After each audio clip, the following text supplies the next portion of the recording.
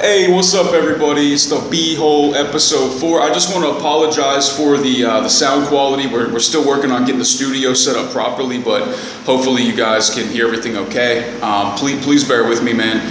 Real fast, I just want to give a quick shout out to my good friend Eva. She's the owner and operator of Pelican Food Company here, Street 282 and Monty Vong Boulevard. It's awesome, and she sells the best pies in town. She's got delicious Polish-style pierogies, and they're the bomb. They're all pretty well priced and everything. So definitely, if you guys are in Phnom Penh, check out my very good friend Eva's bakery called Pelican Food Company. Shout out to Eva. She got the best smile in all of Phnom Penh. So for episode 4, I've actually got my first guest, a gentleman I've known for a little bit now. Met him a few times, and he's pretty new to Cambodia. His name is Kevin Bahler. So Kevin, what's up, man? Hey Braden, how's it going? All right. So I guess I'll just ask you, like, people probably want to know, first of all, who the fuck are you, and why are you on my show? Like, why are you here in Cambodia? Honestly, I mean, it's a question we all have to answer. For me, it's that when people are like, why did you leave America? And if you couldn't tell, I'm American. My answer is fucking escape, honestly. Like, escape from what? From America. Okay. Like, I mean, it was 2014 when, you know, me and my friend are sitting around and we're like, this country is going to shit. Right. And you know, I don't have $1 trillion to fix the problem, so how am I realistically going to deal with it? You know, and the answer is, well, no one says we have to fucking stay here. There you go, simple as that. So you were living where when you decided to move? You said Allentown, right? Yeah, Allentown, Pennsylvania. Allentown, PA, all right. Yes, yes, that's the Allentown from the Billy Joel song. Well, it's the only Allentown, really, right? I'm sure there's some tiny ones. The only Allentown worth talking about is northeastern PA, right? Up there by New York and Jersey, right? Yep. I've never been there. I've heard it's like it's PA. Like, PA is a really working class state, I feel like. Oh yeah. A lot of hard working people, and outside of like not glamorous at all. Philadelphia and Pittsburgh, it's pretty much just known as Pennsyltucky. Well, like, even Pittsburgh is fucking blue collar as shit, dude. Oh yeah, I mean, it's like stereotypical blue collar town. Exactly. And Allentown is one of the 3 major cities in its area called the Lehigh Valley, and then one next to it is Bethlehem. Bethlehem is famous for Bethlehem steel. So Pittsburgh and the Lehigh Valley area, they were fucking awesome big ass cities, and then we stopped making steel, and then they became complete pits. Yeah, it happened like in the Rust Belt, like all this, like Ohio, Michigan.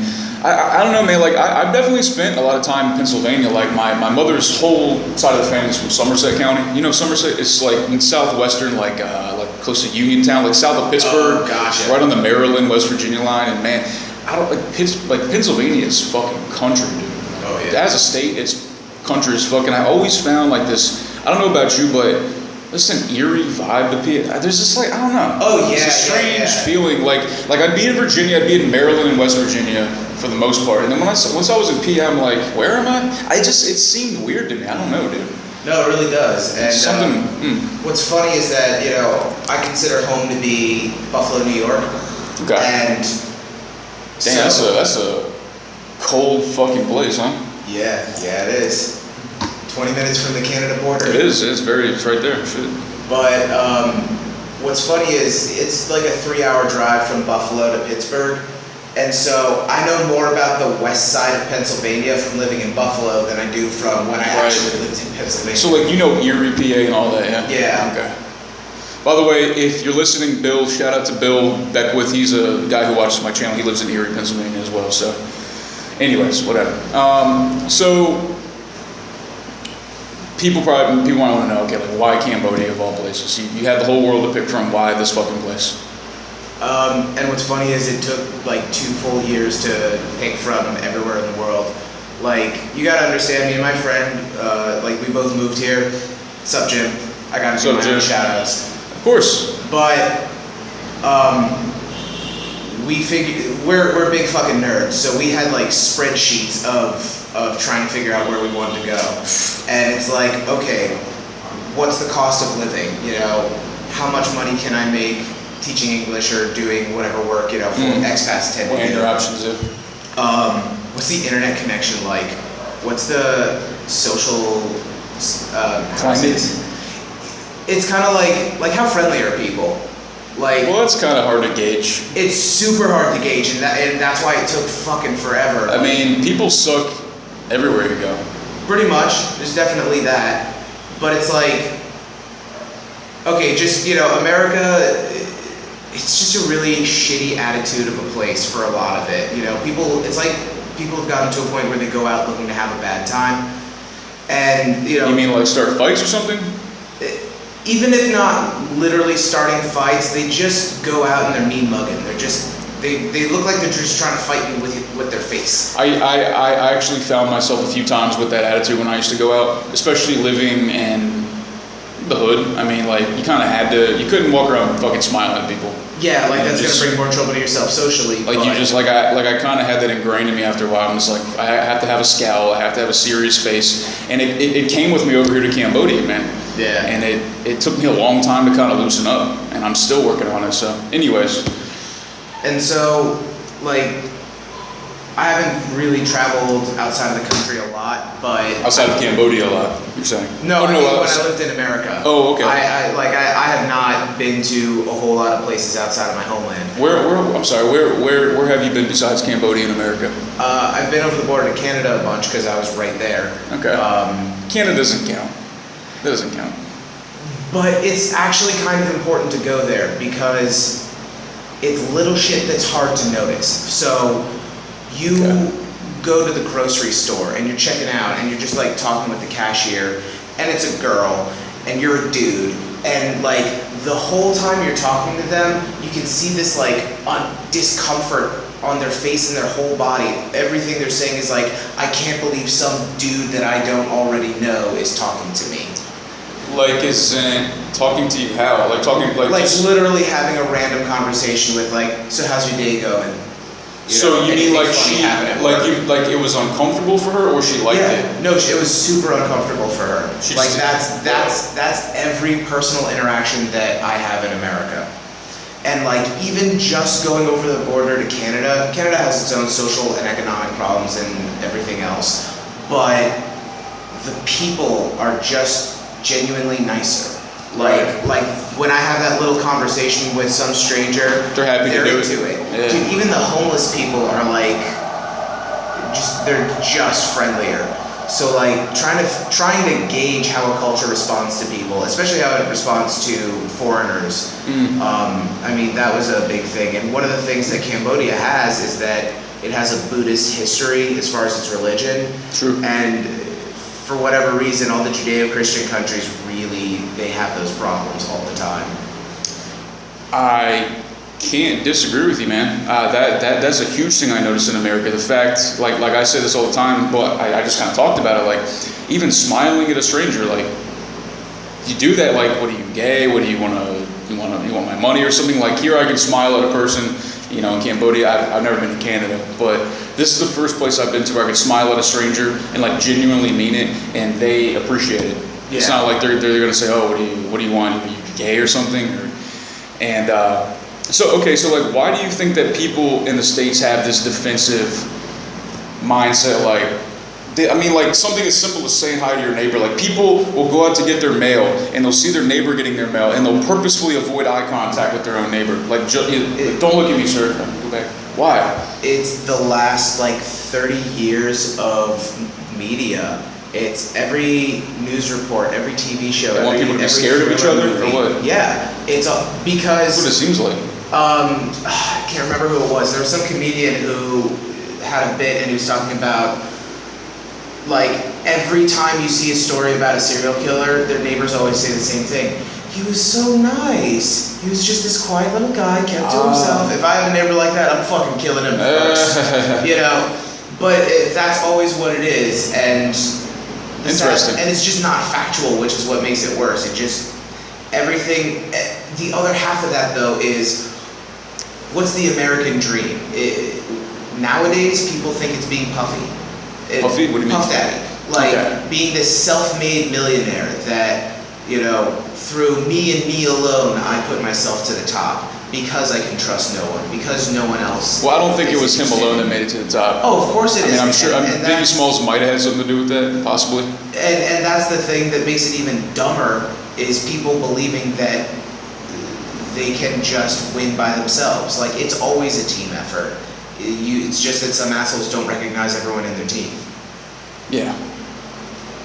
Yeah, I mean that's fair enough, but okay, man. So you left America, you came here to Cambodia, and I actually met you like your second or third day here, something like that. Yeah. Like you guys just got here, yeah. Yeah. Interesting. So the last time I saw you, we watched UFC 205. Awesome card. I actually watched 206 this last weekend.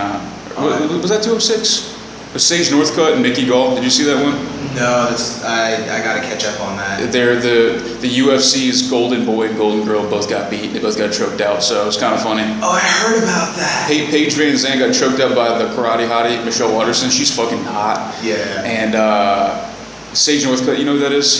He looks like a comic book hero or something. He's jacked as fuck, but he's got like this ridiculously gelled, highlighted blonde hair. Oh, and he's always super smiley and happy, and he's never upset ever.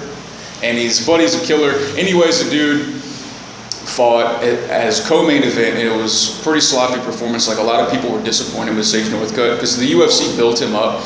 They seem to have a knack for building up the blonde hair, blue-eyed white people, like Rousey, Paige Van Zandt, Conor McGregor. Now, granted, Conor McGregor is an exception. Yeah. Ronda Rousey, which I actually want. Do you have any opinion about her? Do you have anything to say about her? I kind of wonder where. Okay, I wonder how someone with that much like heart and dedication and that much raw training in just flip a switch and just stop. You know? Yeah. I mean, she was obviously just dominating and devastating everybody in that bantamweight division, but she gets knocked out viciously. I don't know if you saw the knockout. It was pretty. She got kicked in the neck, and it was a pretty bad knockout. Yeah. She got kicked right under the jaw and the neck, and it was pretty bad, man. And but the thing I don't respect is like she was so mean to like her opponents. I get it, like you gotta sell the fight, but she's really mean and says mean shit. And then she actually gets beat, which can happen. Right. And then now you want to kill yourself, and you're gonna quit, and you're gonna be a little, she's coming back to fight Amanda Nunes, who is the current champ, bantamweight, because she beat Miesha Tate. Anyways, I like Amanda Nunes. And she's also, I think, the only openly like gay fighter. She's lesbian. No, I just think that's cool though. She's lesbian. That's cool, whatever. And I kind of want to see Amanda Nunes win. I'm not gonna lie. I'm not a Rousey fan. I don't get the hype. And here's the thing. I don't know. You brought up Conor McGregor, and I always think he's like the perfect example to discuss a lot of aspects of fandom and fighting. Sure. Conor McGregor's a fucking prick. Like. Well. I mean, he's a self-confident douchebag. I mean, if you have to have a fuck people attitude, sort of, right? To be on his level, you can't. No, because Nate Diaz. Who? Nate Diaz. What about him? He's chill as fuck. Yeah, but he's still a shit talker. You see him before his fights with like Donald Cerrone and all these guys, like he's fucking pushing them, knocking the hat off. He's a total shit talker. But he sells fights. That's why I think Conor McGregor, and he's a prick to most people, but he's doing it because people want to see this prick fight. Well, the thing is, like, he's doing pro wrestling, but with real fighting, and I think that's fucking amazing. Like, if he ever gets sick of, like, or if his body just can't take any more fights, he definitely needs to switch over to WWE. All right, let me ask you your opinion. Floyd, this is like the most obvious shit. Floyd Mayweather versus Conor McGregor, boxing rules. Who do you got? McGregor. Well, okay. If they're actually trying to win, of course they're trying to win. If they're trying to win the sport of if they're trying to win the boxing match, I actually listen, think man. that, It's a boxing match. You're trying to knock each other out. You're trying to beat each other up with punches. No, because that's not what Mayweather does. That's true. Mayweather knows how to play rules. That's true. So if they're trying to win the boxing match, I might actually give it to Mayweather. If they're trying to knock each other out, I give it to McGregor. Well, but wouldn't Conor McGregor be trying to knock Floyd out? Yeah, but so is Manny Pacquiao, and True. Floyd can just backstep his way. But Conor into McGregor points. also has a longer reach than Manny Pacquiao. He's a naturally bigger, taller guy. He's And- younger, faster. He hits harder. Conor McGregor hits way harder. I guarantee it. And McGregor has the best timing of any fighter I've ever seen. Like, And he will find your hole. I think you're right. And I just everybody online, all these pundits and analysts are like, oh man, Floyd Mayweather gonna beat his ass, like all this shit. And I just feel like they're just holding on to him. I feel like McGregor would whoop his ass in a fight, in a boxing match. Sorry. Like, No, maybe 10 years ago, maybe not. Maybe not. and honestly, like, It doesn't matter, I guess, but And- I would watch it.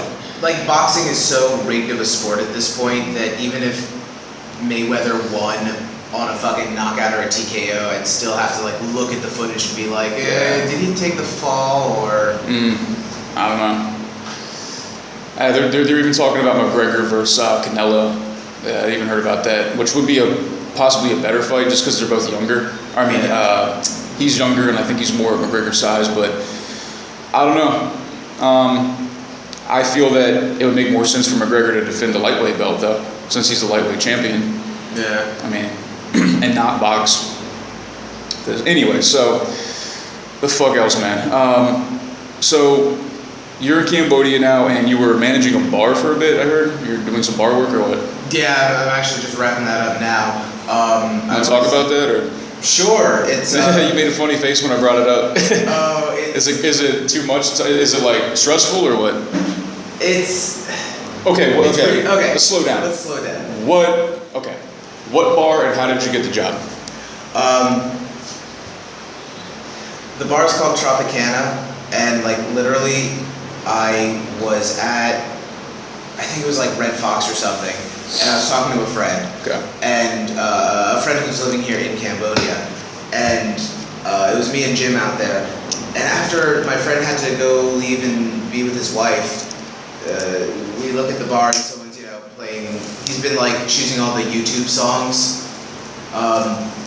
Yeah, for people who don't know, like in most of the bars here, they just have a laptop hooked up to their sound system. You just go on YouTube and pick whatever song you want to hear. Yep, it's true. And so, we look over and Jim's like, "Hey, look, it's the other black person in Cambodia." It just so happened that it was the owner of the bar. What's his name? His name's Dilly Dadon. Is he African? No, it's actually his stage name. He's Jamaican and American. Okay. But like Jamaican. He's a Jamaican living in Cambodia, and he actually DJs at Pontoons on Saturdays. Cool. Shout out to the Jamaican guy. All right. So, Tropicana. So you got a management position there, right? Yeah, it's funny. I was sitting there. He was talking about the place. He had just moved from his old location to his new one, and he was like, "Yeah, I need more. I need new staff. I'm looking for someone who's a bartender." And Jim's just like, "Kevin's a bartender. He's bartending at a country club in America." He just called you out. That's cool, though. And he was just like, "Okay, cool. I'll hire you." And Shit. then within a week, it became, don't really need a bartender. I really need a manager. So can you be my GM? And I'm like, sure. All right. And you've been doing this for how long now? A little over a month now. I guess, you haven't been here that long, though. I've only 2 been months? here like 5. No, dude, like Not even 5, 2 6 months. weeks. Yeah, that's right. Because I met you when I first, get into that later. Yeah. When I first started seeing her. Anyways, okay, so you don't like it then? You don't like the job? Well, what I found out is that the food and beverage industry in America is a really good winning move. Like, I used to have an office job, and that was awful. It was just a fucking torture. God, dude. Ugh. And that's its own whole little segment. Ugh. But like eventually I got sick of it. I switched over to bartending, and immediately I was already making more money every week. And Sure, dude. And you're talking to people. You're standing up. You're Yeah. not fucking sitting down in a little hole. Dude, actually, it was during that time that I went on my diet and my exercise program, and I dropped 100 pounds in 3 months. Whoa. Pump the brakes, sir. You lost 100 pounds in 3 months. Yes. So, how old were you when this happened? 28 or 29. 99, something like So that. not too long ago. No, just a year or two ago. 100 pounds in 3 months. That's 33 pounds a month. Like, did you have a bunch of loose skin? That's pretty fast. It's a lot of weight. But not a lot. What I was doing was, I got a Vitamix blender. Okay. And I got the best one in existence. Of course you did. Of course you did, Kevin. You always do, right? This is the guy who shows up in a fucking off-road four-wheeler to pick me. This. It's a 700cc Raptor. Yeah, it's a 700cc Raptor, the Phnom Penh. Yeah, I'm good. Oh, it was awesome. Jesus, I had to gas it up before I came over here, and so there's a lady at the pump, and $7. Okay, here you go. Yeah. And I swear to God, I see it out of the corner of my eyes when I turn the engine on. And it's an electric start, it's, you don't really even have to throttle it at all. But even in first gear, just went, and she literally went, gasped and put her hand over her heart. Yeah, because nobody, I have never seen a quad here in town. It's always, you're the only, Jim has one too, right? No, we just share two vehicles, so it's like, we both have a quad, and then our other vehicle is a trike. That's awesome. Does it have a sidecar? No, but it has a trailer hitch. Okay, interesting. Jim and Kevin, interesting people, man. So back to Tropicana. So you're not feeling the job. You're not feeling. You were saying something like in America it's good, but here it's I guess not. Well, what it is that at the end of the day, because of the cost, the cost of living is based on the cost of labor, and it's just so cheap to hire workers of any kind that you just can't make as much money as you would even teaching here. I had a buddy, he's from Canada, shout out to Don McLeod. He moved out here and, met him and everything, and he immediately scored this job at Score Bar. You know Score Bar? Yeah. It's like the only sports bar in Cambodia, essentially. Well, one of the few. And he got this management job there. I was all happy for him because, you just got a job, man. Awesome. Oh, $1,000 a month? Great, dude. But the hours were, it was literally like every time we made plans, he's like, oh, dude, the boss called me in, I had to work a 12-hour shift, I had to go to Siem Reap, and it's like, fuck, dude, you can't get a break, and you're not even making much. And that's the thing, is like, that's working, like I'm literally there 7 days a week. And do you feel like maybe if you had a bartending position and not a management, it might be better? Just because you don't have the burden and you still make your tips? Again, if you're working at one of the top 5 busiest bars or clubs, then it's a great move. Or even like at a hostel, like for example, Mad Monkey or White Rabbit, like there's a lot of traffic in there. Yeah, a place like that I could imagine working. It's funny, in my head I'm thinking of like hotel bars, and like no one ever actually goes to the hotel bar. They like wait to meet people there. Typically, yeah. And then leave. So I I don't know how much action that bar would get, but I can also imagine people not wanting to go out at night to get their beer, so it's possible. People ask me all the time, they're like, they're asking me about all these, like they're asking me, I understand because like I'm one of the only like, I guess vloggers out of Cambodia, and people think I know everything. I don't know everything, but like typically foreigners, guys, listen, if you're not like if you don't have like a college degree in something and you don't have the biggest educational background, like myself for example, I hold no college degree. I have a high school diploma, I've got a little college, so I'm probably not going to get a job here in the food and beverage industry unless I'm a manager. That's not what I want to do. So typically if you're a white person or whatever, you get a job at a restaurant, it's going to be a manager position, probably not going to make a lot of money. Your other option is teaching English or being self-employed like myself. So if you're going to come out here, it's pretty much teaching English, managing a bar / restaurant, or working for yourself. Yeah, right. Yeah. I get that. I mean, I'm not seeing really anything else. Well, yeah. What else? What else? I mean, or I guess there's NGOs, but like that's what does that even mean? That's so nondescript. It's funny. It's like, I was saying I did my research before I came over here, and that people throw the word NGO out like it's the most obvious thing out there, and like I happen to remember what the letters even stood for, but it's like non-government. It still doesn't tell you, non-governmental organization. But like it's so vague. Like, what do you mean though? Yeah. What are you saying here? Like, do you have a job or not? Well, and, You know? and what's funny is I was actually talking to somebody who was basically telling me that even for foreigners, it's getting harder and harder to get this NGO work because they're training the Khmer, the locals, to do most of the work here. And in all there's just honesty, fewer positions in general. in all honesty, good. Yeah. Because they should be using their own people. Like, how pissed do Americans get when the fucking Mexicans come up and they take all their damn... It's the same shit here. And then we come here, and then we make 10 times the amount they do per month, and they must hate that shit. Oh yeah. And I bet it pisses them off. well, and Some of them. And here's the other thing: if you're really an organization whose purpose is to do good, then you don't do good by becoming daddy. You do good by helping out the actual infrastructure. You know, make a textile factory and teach the Khmer how to use it. Don't Yeah. make it so that they're self-sufficient. If they always rely on donations or whatever, they're always going to be children. Yeah, I mean, I can totally understand why they want foreign teachers to teach English. Like, that makes sense to me. Yeah.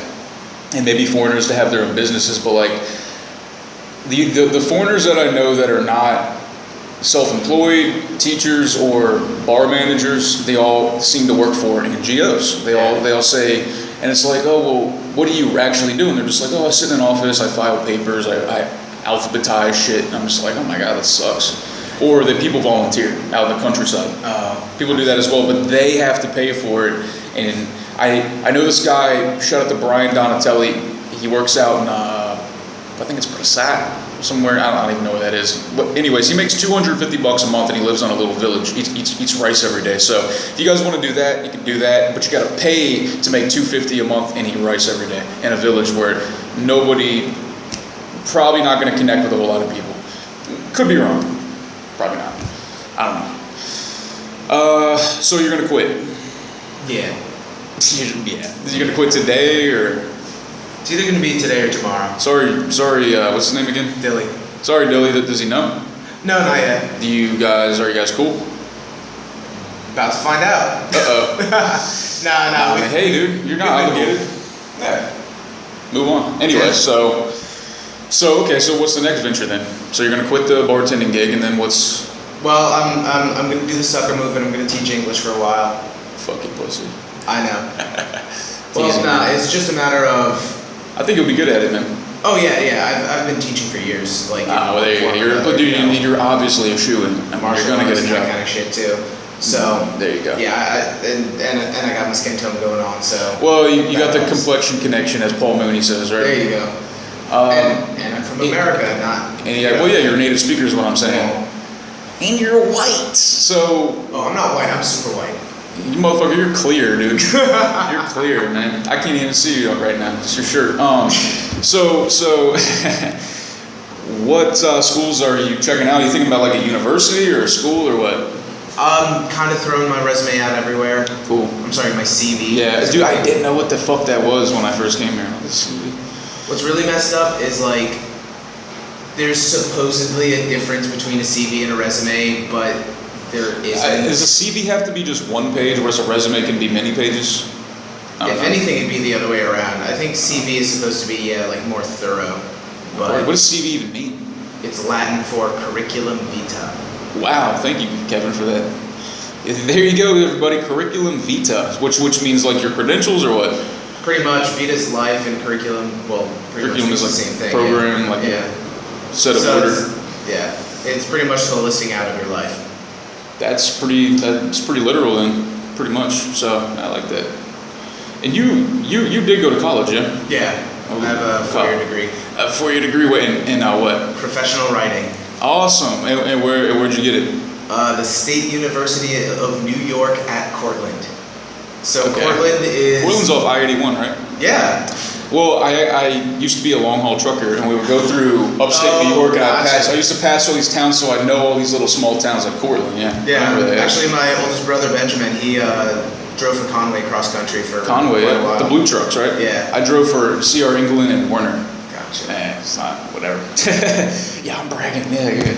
Anyways, man. So the State College of New York, Cortland. Yeah.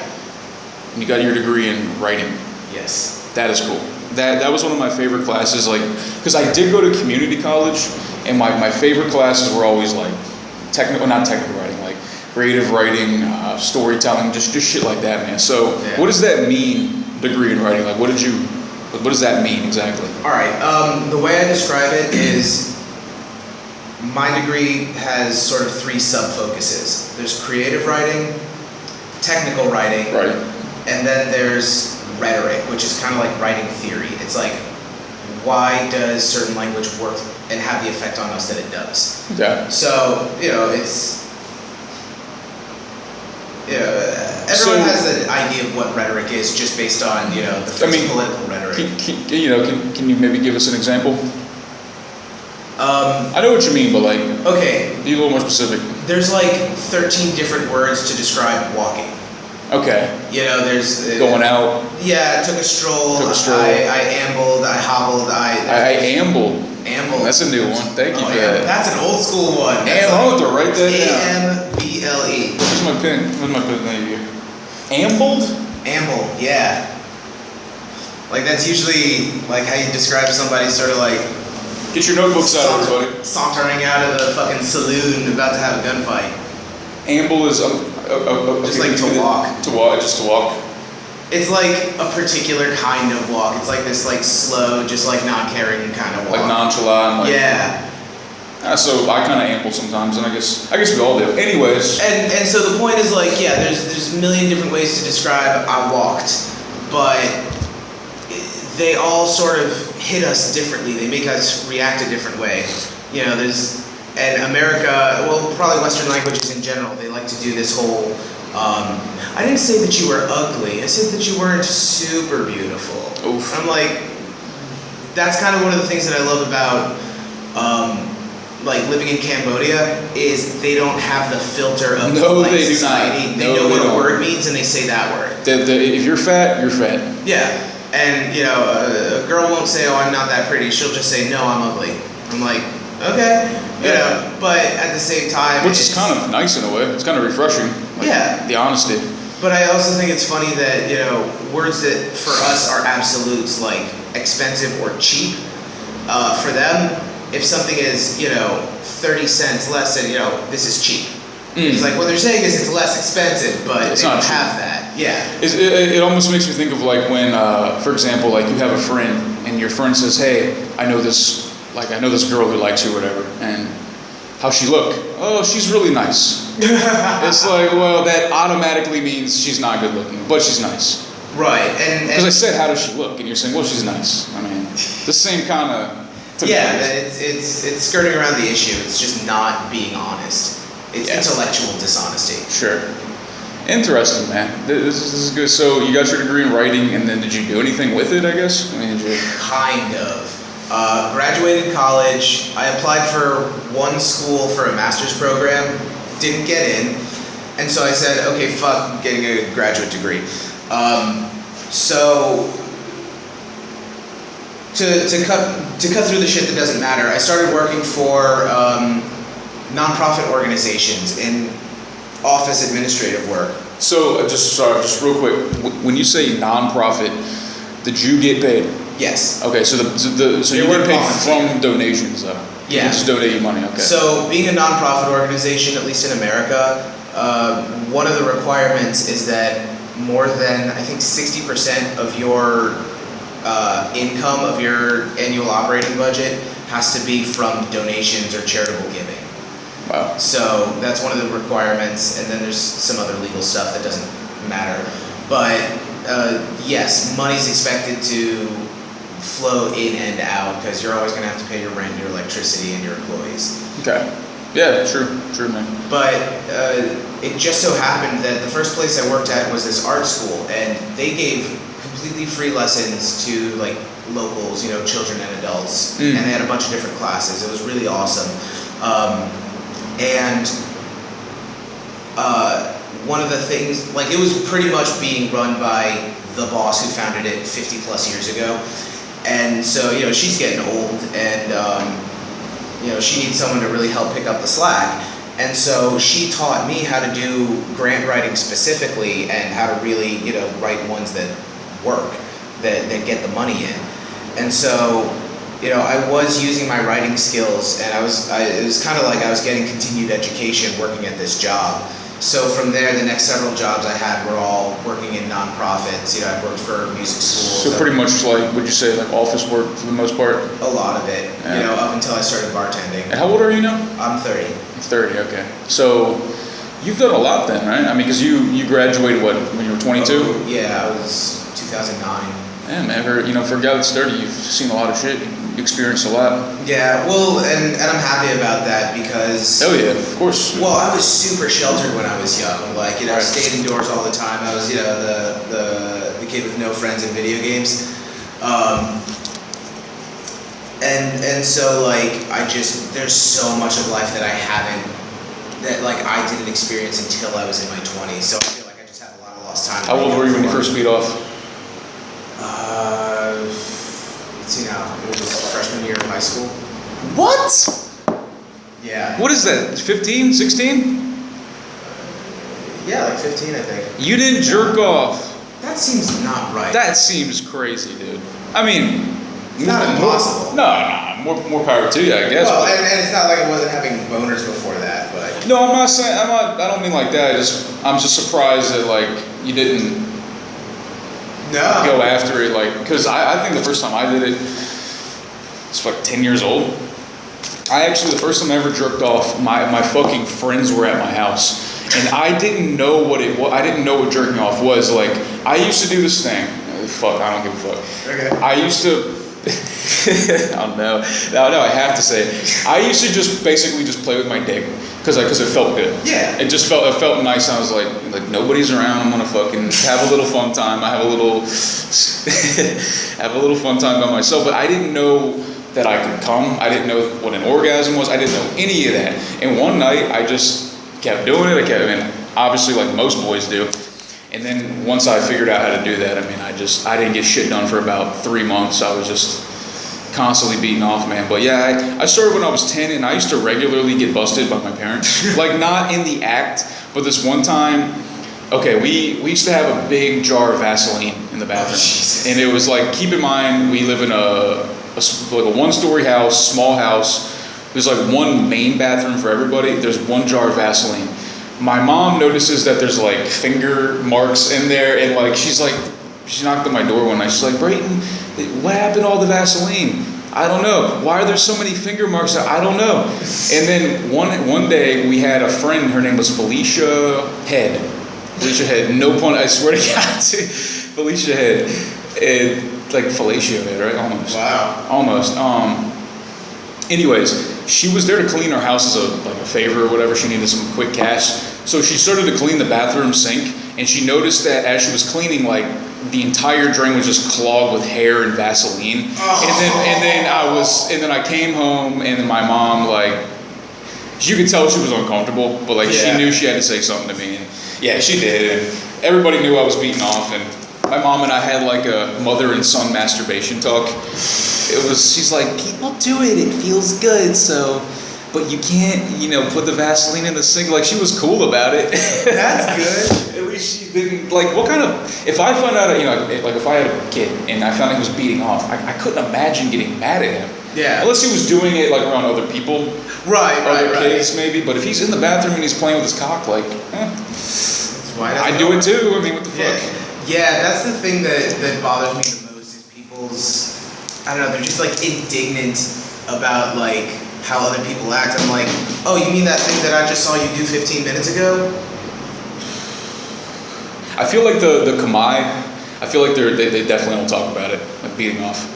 Like, they don't really talk about sex, I don't think. Oh no, they're super conservative and like private about it. But yet there's so much, there's so much rape here. There's a lot of sexual deviancy here. Yeah, there's a lot of rape here in Cambodia. Gotcha. They just don't talk about it. Clearly. No, that's one of those, I don't know, that's one of those things that's weird where it's like, clearly they enjoy having sex. I mean, of course they do. I mean, everyone does. But you can especially tell when they have, 7 kids and shit. 100%. And they're poor as fuck and they have 18 kids. And prostitutes are just a known thing. It's like, yes, all husbands cheat on their wives. They just don't talk about it. That's what people say. You know, and it's just, and yet, it's weird that people can, in some ways, be so sex positive, and then in other ways, just be so repressed about it. Why? I mean, do you think there's like a universal root cause of that? The fact that people, like, we all know that we like it. We all know that everybody likes it, but yet we don't want to say that we like it, even though we all know. It's like literally like saying, like people who say that they don't like when people drink or do drugs. Like anybody throughout their life, in some form, I believe, likes to take something to alter their consciousness in some way. Whether even a cigarette, like that can alter your consciousness, man. Oh, absolutely. You know, and sugar, something. Well, and that's the thing is, it's just like, you know, people talk about drugs, and it's like, but drugs are chemicals, and so is food. Well, so, yeah, 100%, man. Well, so are emotions. Like your body creates anger. Your body creates chemicals. What do you think that is? Exactly. You have to deal with that too. And really, what we're talking about is the feeling of shame. In this case, it's like I'm not supposed to like a thing that I enjoy. And I mean, I don't really know exactly where shame comes from. It's clearly some, you know, primitive social shit. Well, you know, I think it's used to, at the end of the day, I think it's used to just control the masses. It is. You know? Well, I'm just saying that as humans, there must have been a reason that we evolved people having shame. You know, like it somehow has to be a survival tactic. Well, that's what I'm saying. Like if you're able to control people through fear, through shame, through guilt, through something like that, through the promise of fortune, then there you go. And you could build an empire, possibly, right? Yeah, I mean, if nothing else, it makes sure that. I mean, like look at what they do. This isn't just in the Muslim world, of course, but like it's totally okay for, like we're talking about here, like it's totally okay for men to have a mistress essentially and then have his wife, but if the wife, you know, doesn't cover her body up or cover her face up, that she's a whore, she can get stoned to death or killed. I mean, isn't that like shaming women? Like I can fuck all the time, but you are a woman, you cannot. Shame on you if you do. Yeah. What do you think about, or do you think that women should not be as sexually adventurous as men? I don't know. No, I think that, again, especially in Think America, that there's a reason for this? I mean, like a reason why men typically don't want a woman who fucks a lot of guys? Is it a territorial thing? Mostly. It's like if everybody can have it, I don't really want it in the first place?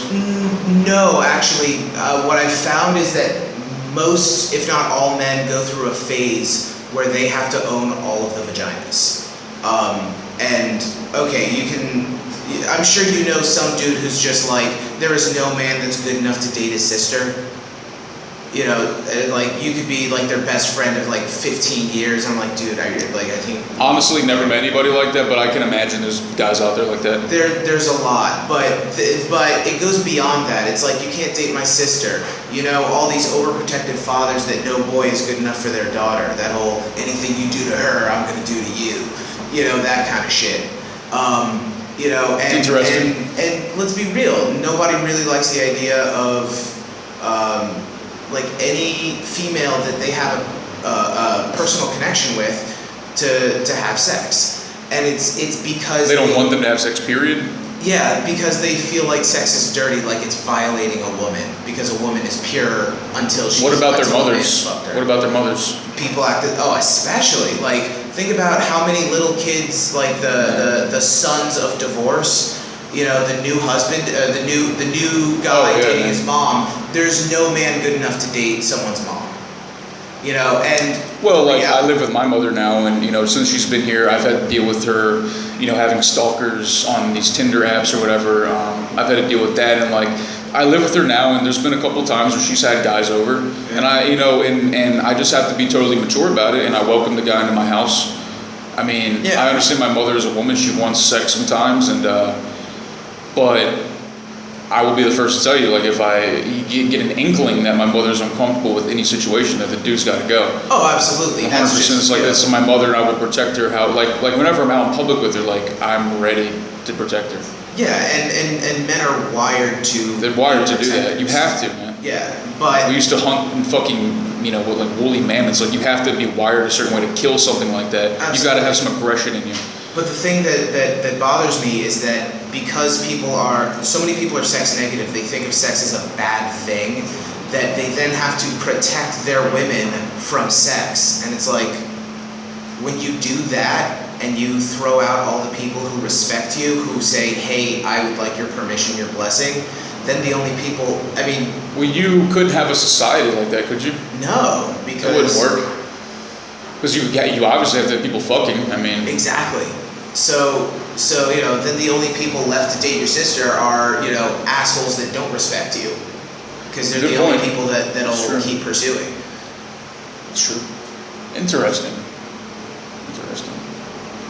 But yeah, no, I actually have to say, you know, I think that, you know, especially sexually, you're very mature. You know? Me? Yeah, like you understand that it is a human need, a human desire, and that, you know, it's not something to feel bad about. Believe me, I've had my long bouts with sexual repression myself. I mean, up until I moved to Cambodia, like even during my time, like I was dating Chiba for a little bit. Right.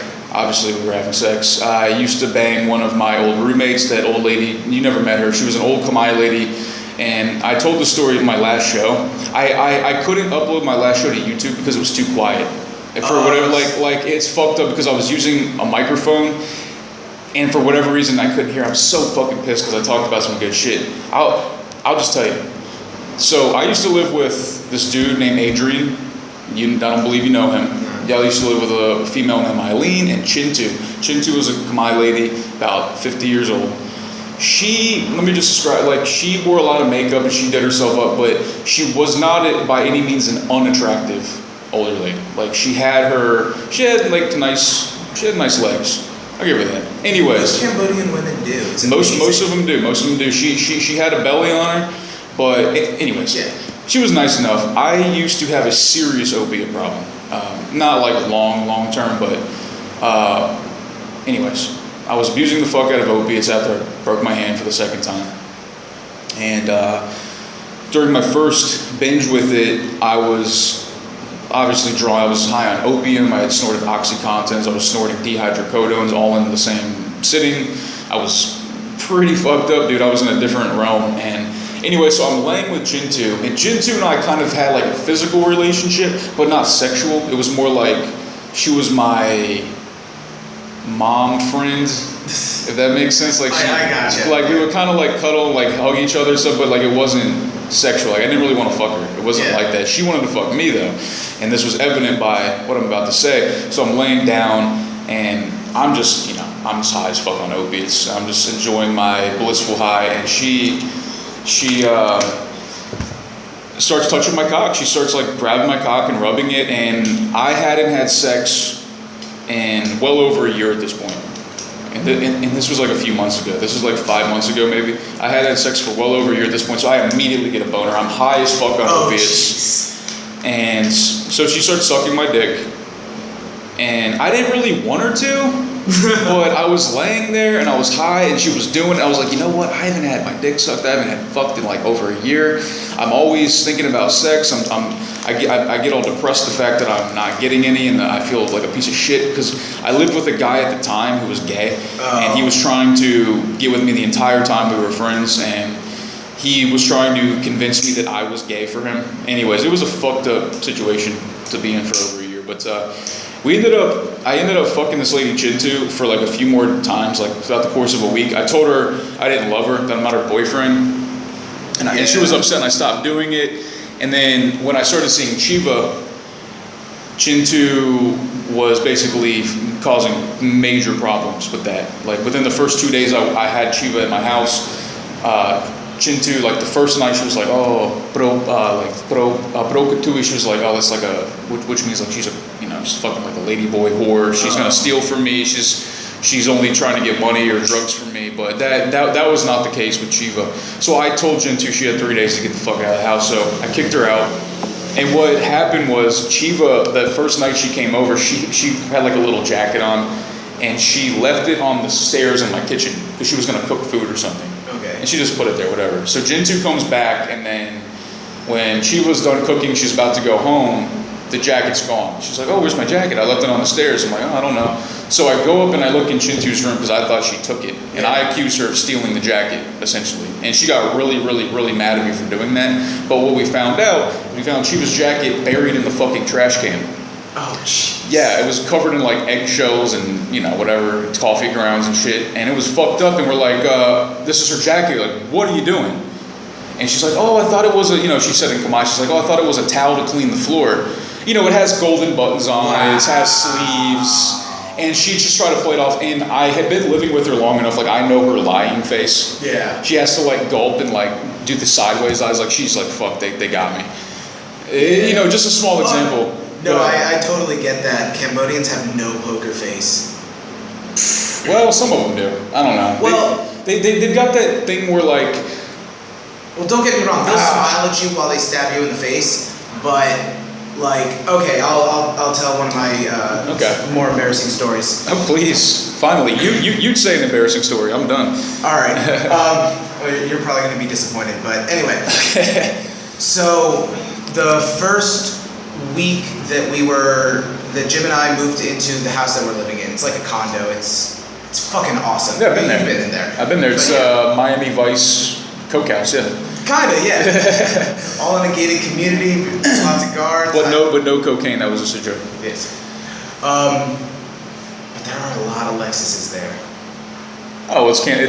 I know. It's I feel like they buy Lexuses because it almost feels better to say Lexi. I know. Lexus. I really want to. Lexi. You know what? Fuck them. Bunch of Lexi there. I just feel like they buy them all because they feel like they have to fit in. Oh, it absolutely is. I mean, they're all the same color. And they all have Lexus on the side. That's so funny.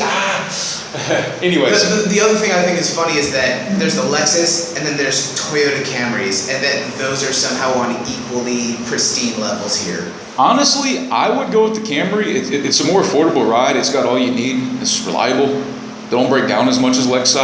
Oh yeah, but I think they like cost similar in here. Here they do. In America, definitely not. No, and it's definitely just because of market demand. But anyway, so like I have a killer deal on this condo, but the catch was that nothing was in it. Yeah, it was unfurnished, right? Yeah, like dude, your washing machine at least was outside with no cover. Is that still the case? Yeah, I need to get it covered. So it gets rained on all the time, and it works. Still, yeah. LG, man. That's good. All right. But anyway, so it actually was kind of to our favor because I have a 20-foot shipping container full of 2 apartments worth of stuff coming from America. Oh, it's still on its way? Yeah, it'll be here in January. Nice, man. So I'm definitely looking forward to that because I've got all our music gear. We're gonna set up a recording studio. Like I have like super awesome mics, so. That's what I need for this shit, man. I was gonna say, once we get that set up, I'll say, just pay a rental fee and record your show there. Talk about it. But anyway, so like I have to buy air conditioners and the hot water things for the shower. And okay, that's cool. Simultaneously, the community that I live in has their own maintenance crew, and there were like leaking pipes that had to be replaced. At one point, the ceiling in the shower literally collapsed while we were out one day. Whoa. Came back and was just like, well, looking at that brick right there, I'm kind of glad I wasn't there when it happened. And the fucked up thing is, it was starting to cave in over several days, and it was like, no, it's getting worse, and we were just saying it every day, and then one day, boom, there it goes. But anyway, so like, between that and we needed to get drapes made for our windows, because we have giant fucking windows, and you do. It turns it into a huge greenhouse. It's miserable. Yeah. And do your windows open, though? No. None of them? No. Damn. We went the complete opposite direction. We have 3 air cons that all have inverters on them. And so between getting nearly blackout curtains and just running the air cons all the time, then it keeps the house at a constant temperature. They never have to work too hard to keep it cold. And so we just have, Let me ask you just a quick question about the houses here. Yeah. What do you think about the barred windows, the fact that all the windows are barred? Do you think that's a good thing or a bad thing?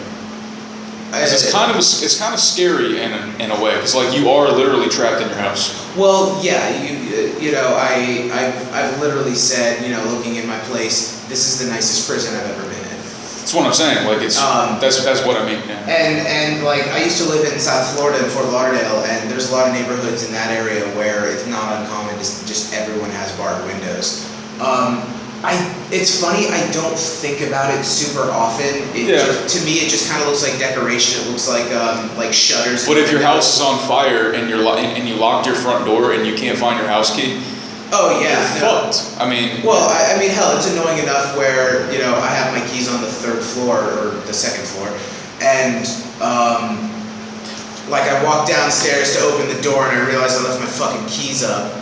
And so I'm like, oh, hold on a minute, and then 45 seconds later I come back to unlock the door. Or if I was on fire, that would be a problem. You could just have like a buzzsaw just sitting right there at all times, in case you have to like saw the shit off. So you said 2nd or 3rd floor. So you do that too? Well, you have to, because everybody only knows the British naming system. It's ground floor, 1st floor, 2nd floor.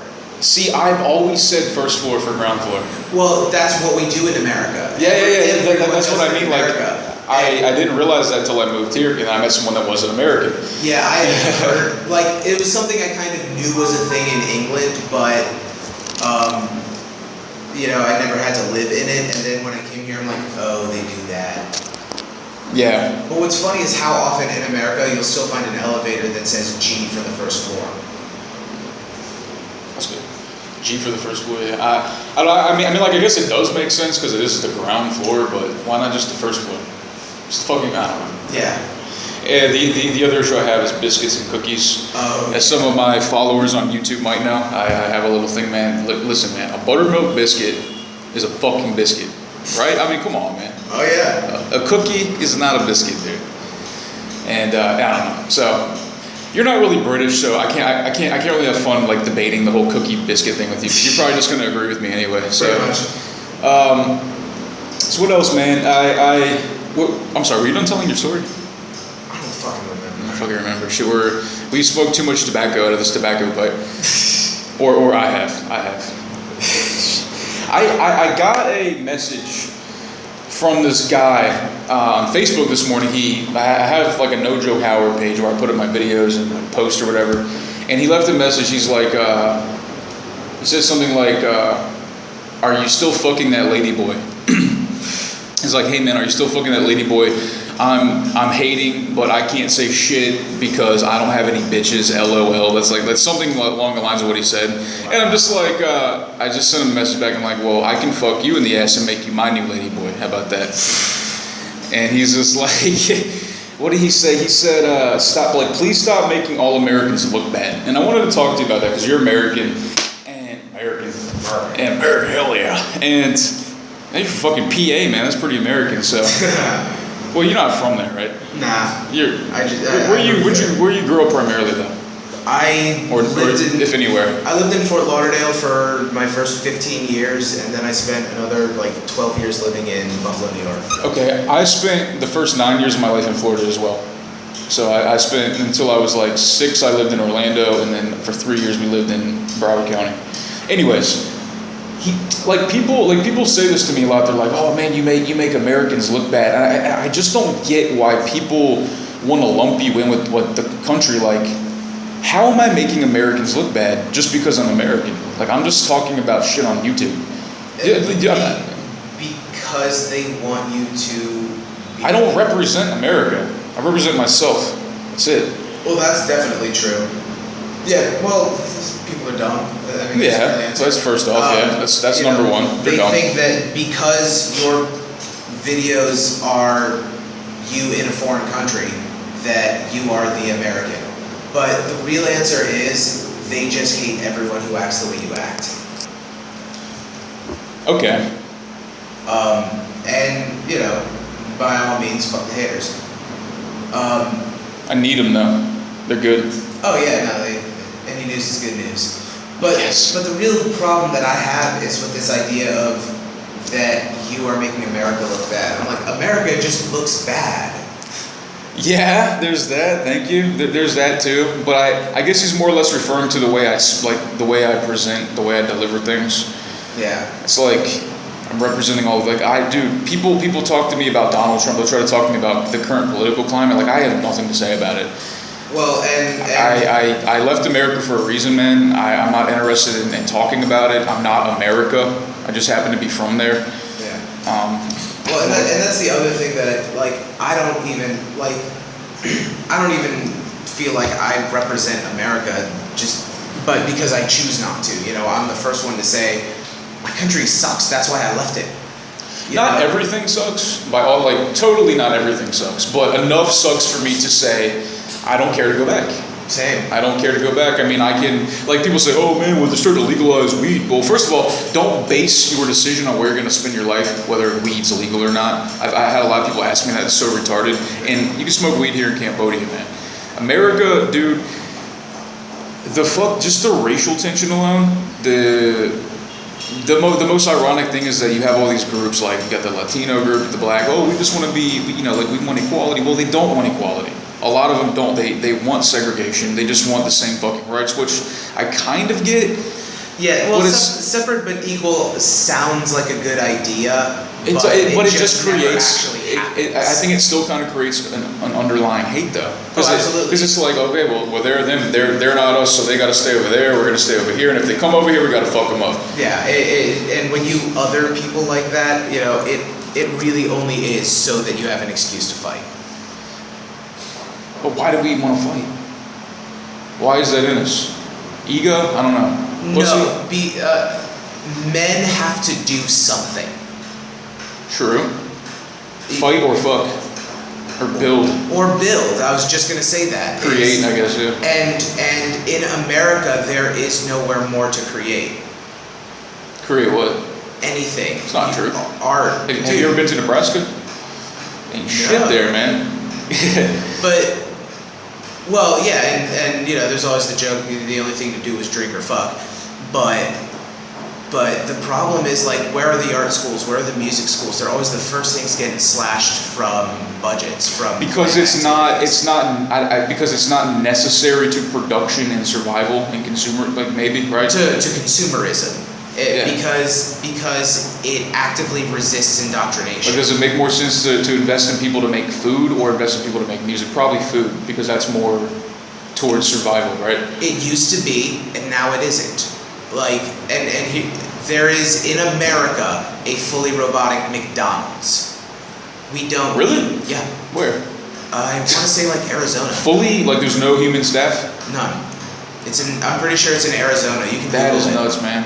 Yeah, and the funny thing is... I mean, it's cool, but it's scary at the same time. Well, here's the thing. We invented the Roomba. Now I don't need someone to vacuum my floor. Oh, that thing. Shout out to Roomba. Awesome invention.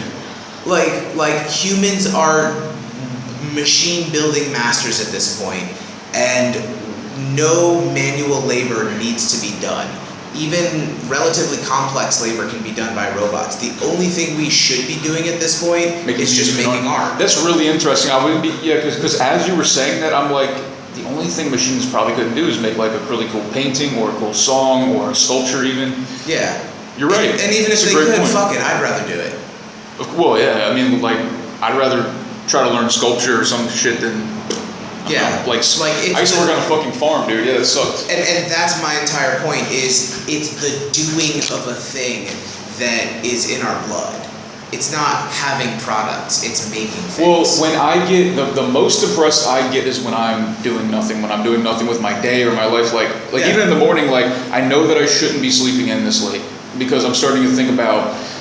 Maybe I miss a certain person, or I want to beat this dude up, or I'm frustrated that I don't have this and that in my life. And if all I would do is just get out of bed, get my coffee, paint, run, do something, go on a walk, I always feel great, man. I just have to have something to do with my day.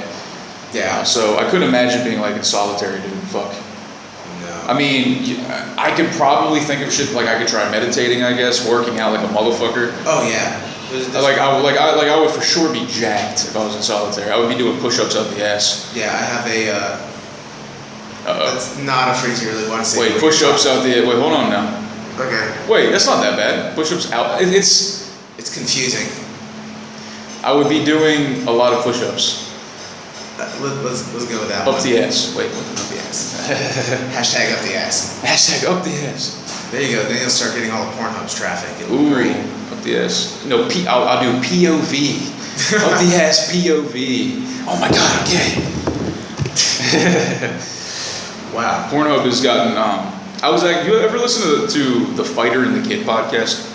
No. You know who Brian Callen is? He's a stand-up comedian. You know Brendan Schaub, former UFC fighter.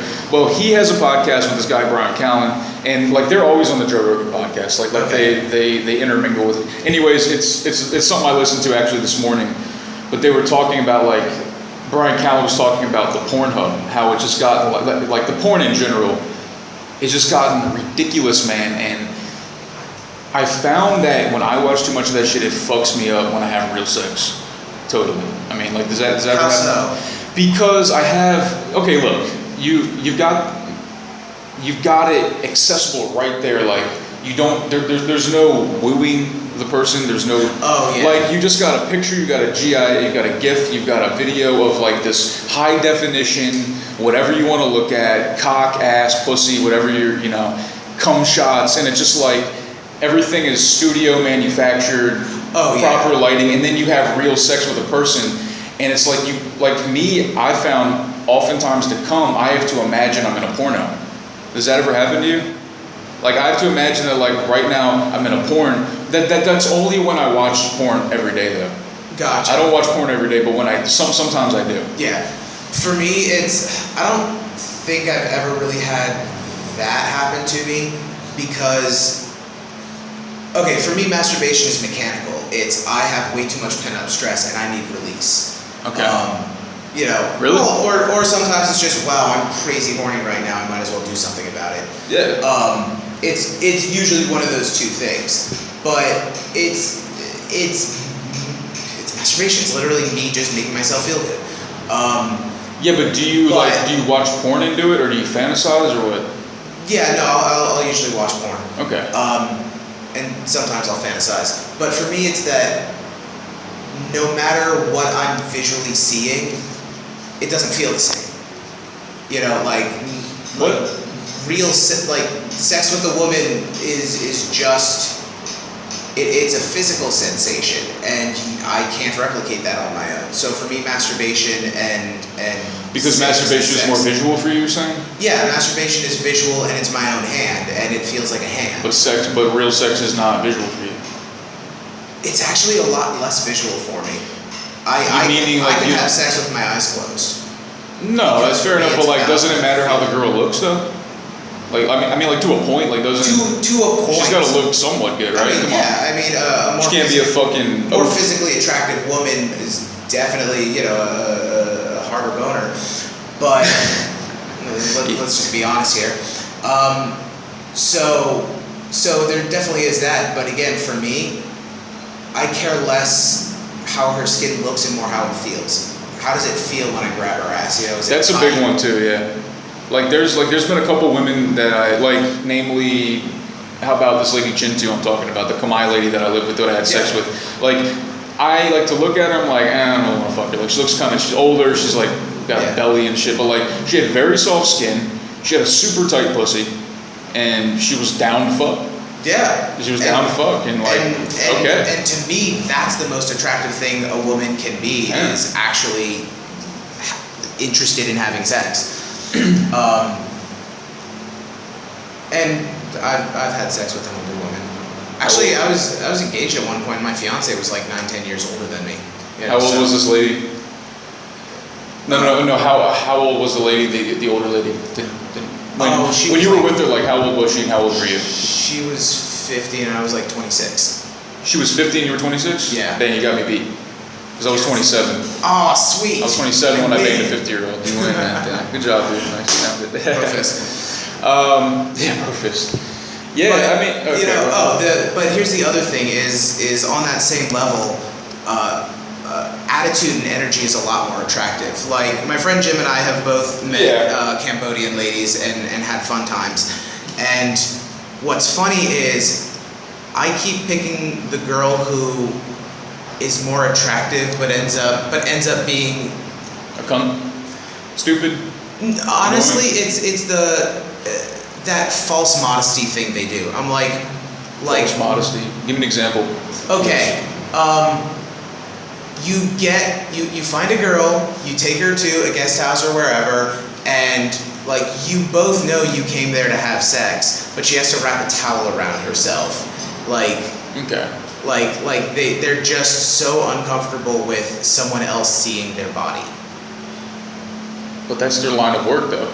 And yet they still act that way. That's why it's false modesty. But once y'all fuck, she takes the towel off, right? Does she get naked when you And fuck her? then afterwards, she'll take a shower and put it back on.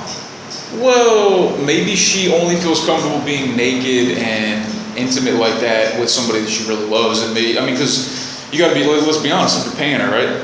Sometimes. Okay, fair. Well, you're paying her most of the time, or sometimes, and she's probably doesn't love you, you know. But here's the thing. So that's the kind of girl that I keep taking home, and then Jim finds the kind of girl that is just like super into it, like having a good time, laughing, down for whatever. Now, how do you find girls to take out without paying them? Because I've found, it doesn't seem like the easiest thing to do for me.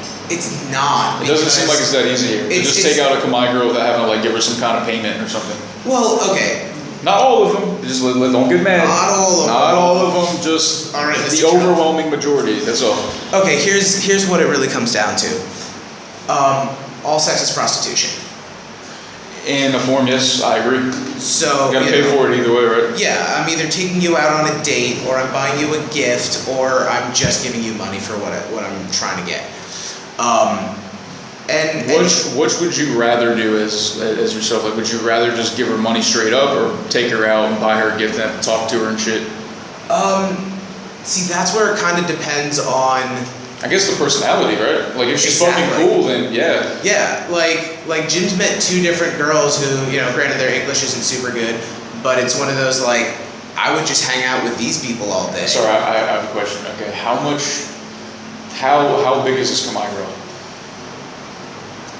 I'm just trying to imagine Jim with a fucking Khmer chick, man. Do you want me to show you the picture? Please show me the picture. Because of course. Oh yeah, so while I'm pulling the picture up. Sorry for the listeners who can't see. Jim, just for people who want to know, is Kevin's.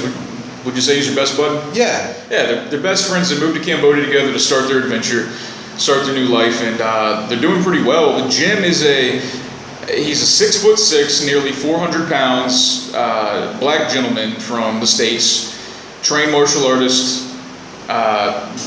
Dude, you probably don't want to fuck with, and you don't want him to sit on you either. But you do want to teach him how to knock people out.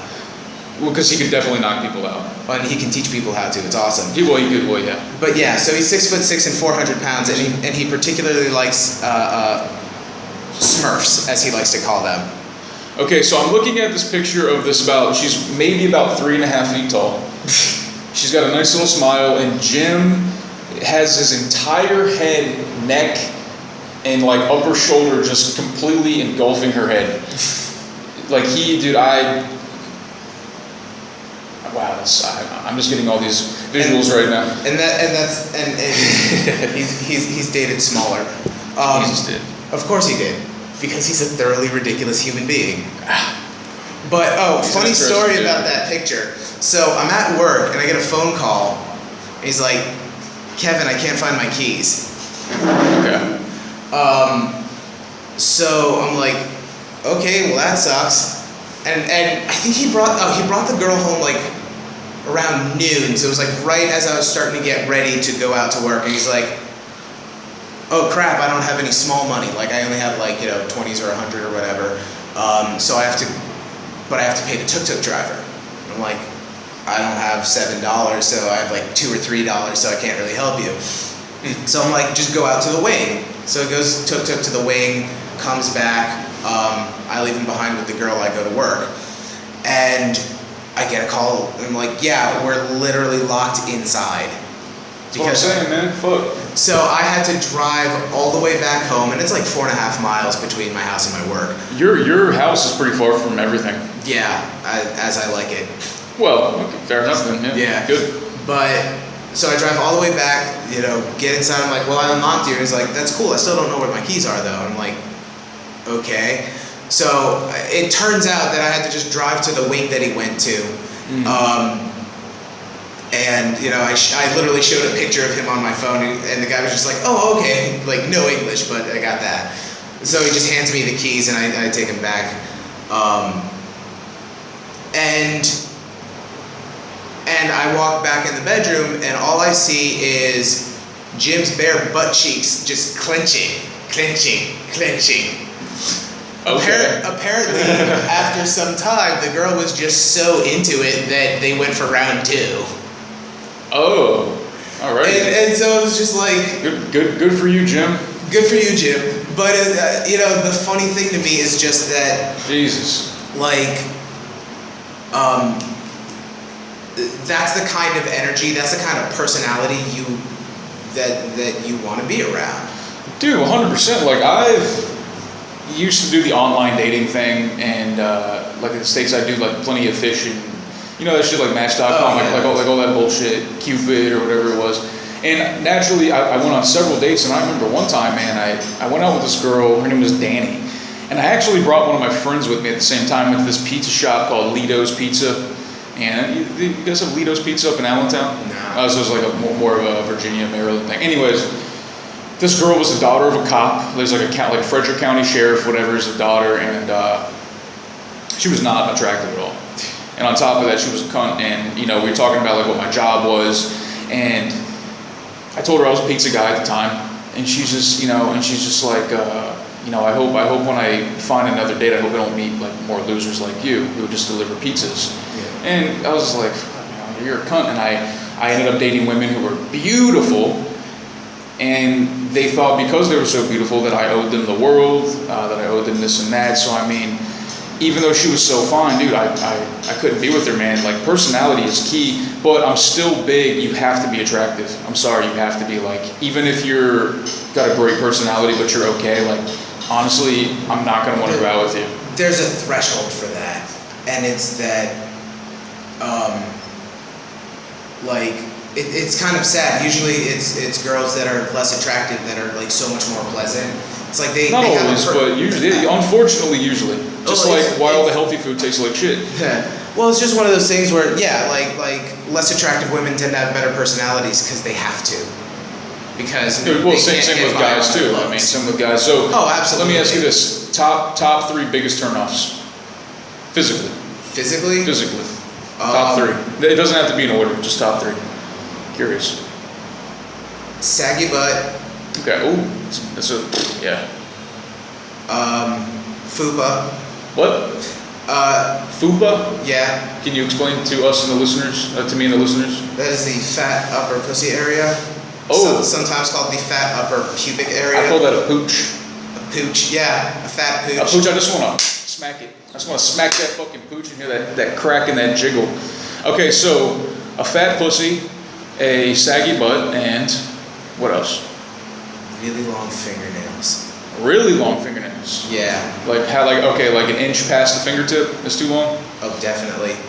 Like, if you can't do knuckle push-ups, they're too long. Okay, fair enough. I'd say my 3 would have to be makeup, like to the point where it's like noticeable, I guess. Yeah. I just don't like it. That's what I loved about Chiva, man, is that like the first time I met her, she had no makeup on.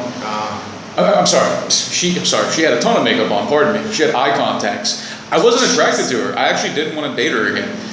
And then the second time I saw her, she was completely makeupless and eye contactless. Yeah. Well, you met her. Anyways, I don't have to talk about it, but they keep talking about it. Jeez.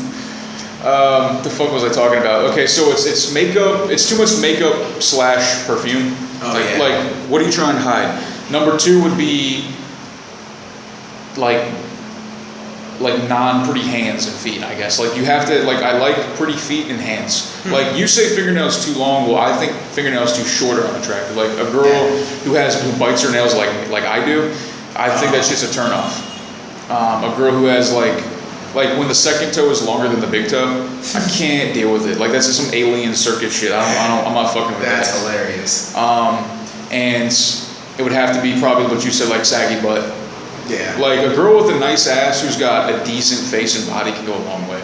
Yeah. She just got a nice ass, then it could be okay. Well, and like Kim Kardashian, like I don't think she's all that, dude. I think she was way better before all the shit. Well, and that's the thing is that beyond that, she had fat injected into her butt, which means that it's eventually going to sag, and that's what it's doing. That's what I'm saying. Like, what is she gonna look like? You know, it's she didn't earn that butt from exercise. She just faked it, and it has a. But my whole thing is like I saw her before, and she just to me she looked way better before. She was all natural. Yeah. She had like smaller tits, smaller ass, but it was awesome.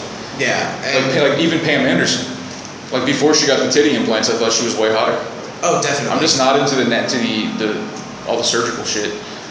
No, and that's the thing that always becomes one of the fundamental grinds between men and women is I think most men want a natural look, and most women are. But why do they feel the need to not be so, or to not be natural? I mean, they're always constantly like getting weaves or fucking hair extensions, nose jobs, Botox. Because women are constantly in competition with other women. With other women, there you go. Yeah, no woman does her hair for a man. She does her hair for other women. Well, that's damn sure true. Because like with my ex-fiance, when it was just she and I in the apartment, like there'd be days where we just hung out in the apartment all day. We never left. We just hung out. Like she didn't take any fucking.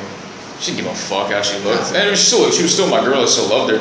She looked good, but when we went out, it was like 30 minutes in the bathroom. Right. Doing her makeup and weave and shit, and whatever, you know. Yeah. Waxing her eyebrows. I don't know. Well, and you know, if you're gonna go that route, then you have to say, you know, what's the first thing a woman does before she goes on a date? And it's lie about her face. Which is messed up. Women, why? I guess men lie too about maybe how good of a guy they are, possibly, or some of their accolades, possibly. Well, more often than not, we all lie there on the first date. Their income level and social status. Peacocking is always. I never did that shit though. I always made a point to be honest with her, and because I knew that if I was honest with her on the first date and she still was interested in seeing me again, that she was cool.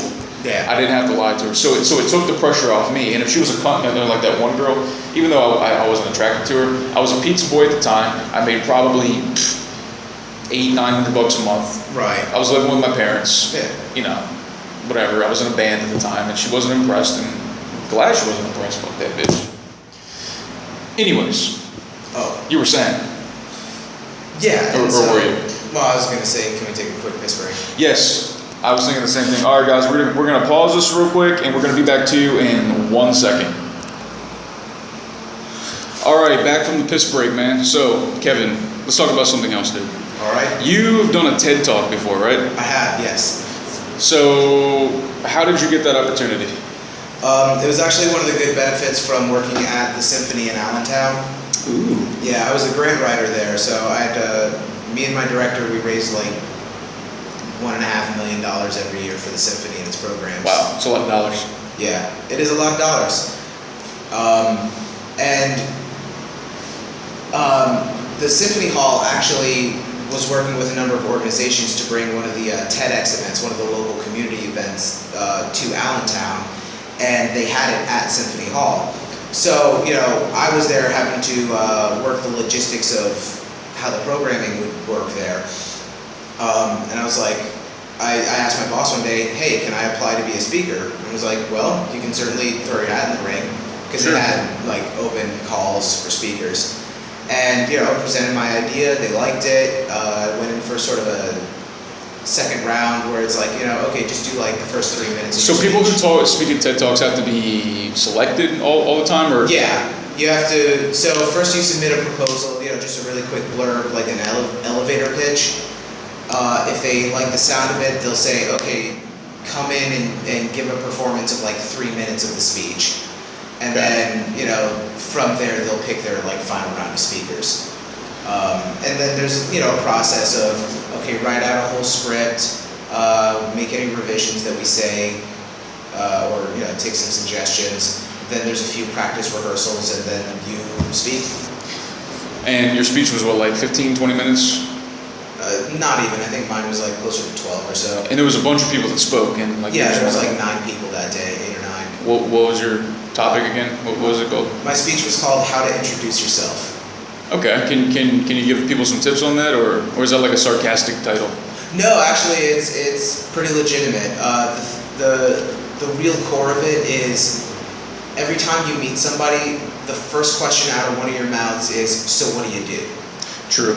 Which is go ahead and explain. And the thing that bothers me, because how many people actually do something that they give a shit about? Exactly, man. You know, people just say how like that means what do you do to make money? Like that's what they mean. And it's usually the least interesting thing about a person. Typically, especially if they work in an office, right? Exactly, and that's way too many jobs. So it's like, you know, hey, what movies do you like? You know, but then on the like conversely, if let's say there's a man, he's dating a woman, and she's like, oh, so what do you do? He's like, oh, well, you know, for example, I'm a vlogger, I'm a painter, I do this and that. And but he actually works in an office to make money. But he's saying like what he does. Then when she finds out that maybe he doesn't do those things, then she might be disappointed. Possibly. I mean, that depends on how she chooses to take it. But sure. I mean, if it were me, you don't make money from those things. So. My response to her is, when she says, "What do you do?" You know, I usually say, "Do you mean what do I do to make money?" Or yeah, and that's actually what I've been saying now as well. Yeah, same thing. Because if you just answer that question and you know what she really means and you just don't do it, you're just an asshole. Say that again. What? So like, if someone asks you what you do, you know what they mean. I know what they mean. And so if you, like in your scenario, you know, if you're that guy and you just say, oh, you know, I'm a painter, I'm a vlogger, you know, and you just don't mention your day job, you're kind of just being an asshole. Because you know what she really wants to know and you're just choosing to not say it. Well, yeah, I mean, like if you do have a day job and you don't mention it at all, then unless, I mean, because that's not how you make money. Like you don't make most of your money through painting and vlogging. You make it through your office job or whatever. Yeah. But at the same time, it's like, you know, like if I'm talking with a cashier at a grocery store, my question after, you know, hey, how's it going, is, so what do you do when you're not working? Yeah. That's the fact. It's amazing how many people I hear say just nothing. Like, oh, I just go home, just like, you know, because they have to get up so early, they get stuck in traffic. And dude, that was the American rat race for me, was like, your whole day is consumed because you have to get up, you got to eat, you got to get your nutrition, you got to drive to your job. Yeah. You got your lunch break. If you're lucky, you have 3 or 4 hours to yourself in a day. Yeah, I mean, pretty much. And most people just spend those hours intoxicating themselves. And it's like I used to be there too, jump man. off a bridge at that point. Well, people just get comfortable with it, and they just get complacent and think that that's their potential. And I'm just, thank God that myself, and not just myself, but a lot of people, like even yourself and Jim, can see that there's a bigger picture to this, and that it's okay to break loose from that chains. So, yeah, I remember like before I moved to Thailand, I had broken up with my girlfriends 8 months prior, and then about, I don't know, a few months after that, I decided to start going completely ketogenic. And changing my lifestyle completely. I got into the bulletproof coffee, and it was largely due to the Joe Rogan podcast, because I didn't know anything about bulletproof coffee. I didn't know about the keto diet. And then, so I went from 205 pounds. I was relatively muscular, but still, you know. Scrawnier? No. Muscular, I was 205 pounds, but like fattier. I was like muscle fatty. I was like big, but I still had like, you know, fat on me.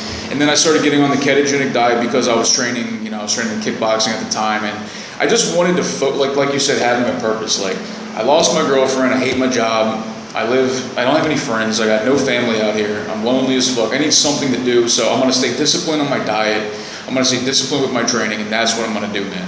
And that's how I'm gonna get through this. And I ended up getting down to like 163.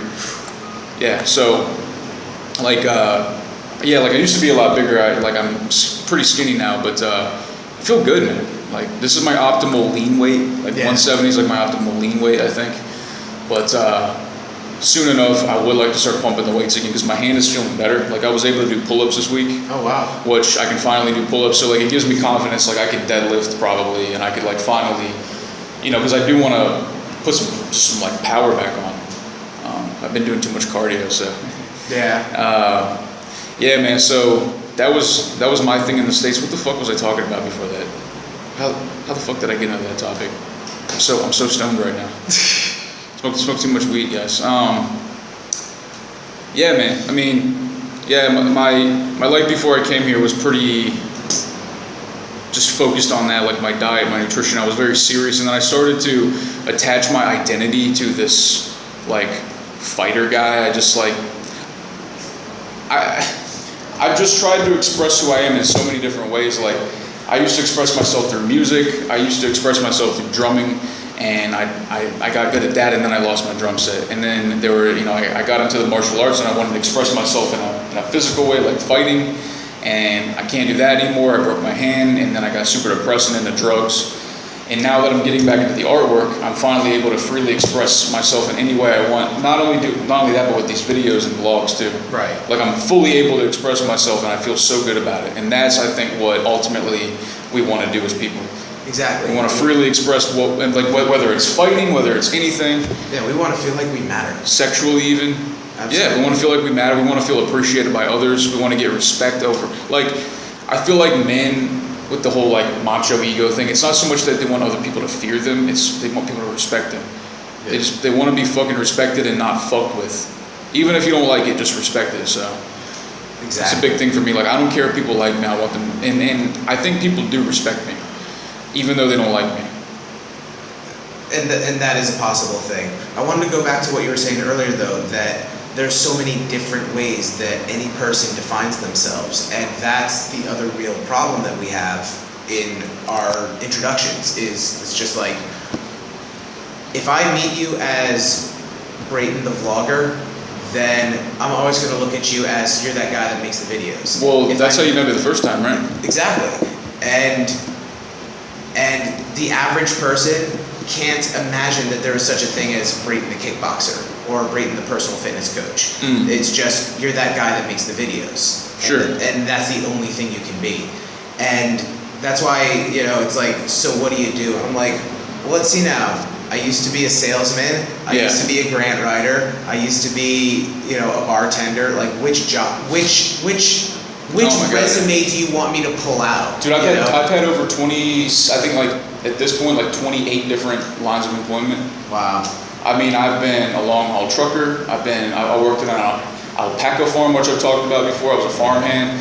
I worked for, like, those moon bounce companies, like, they set up like the big moon bounces and carnival rides. Like, I did that. I was like almost a carny, except I didn't. I was like a dedicated carny, meaning like I didn't have to go for days. Right. But essentially that's what I did. And it was one of the hardest, most physically demanding jobs I've ever had. Because some of these slides, you have to blow them up with these giant air fans.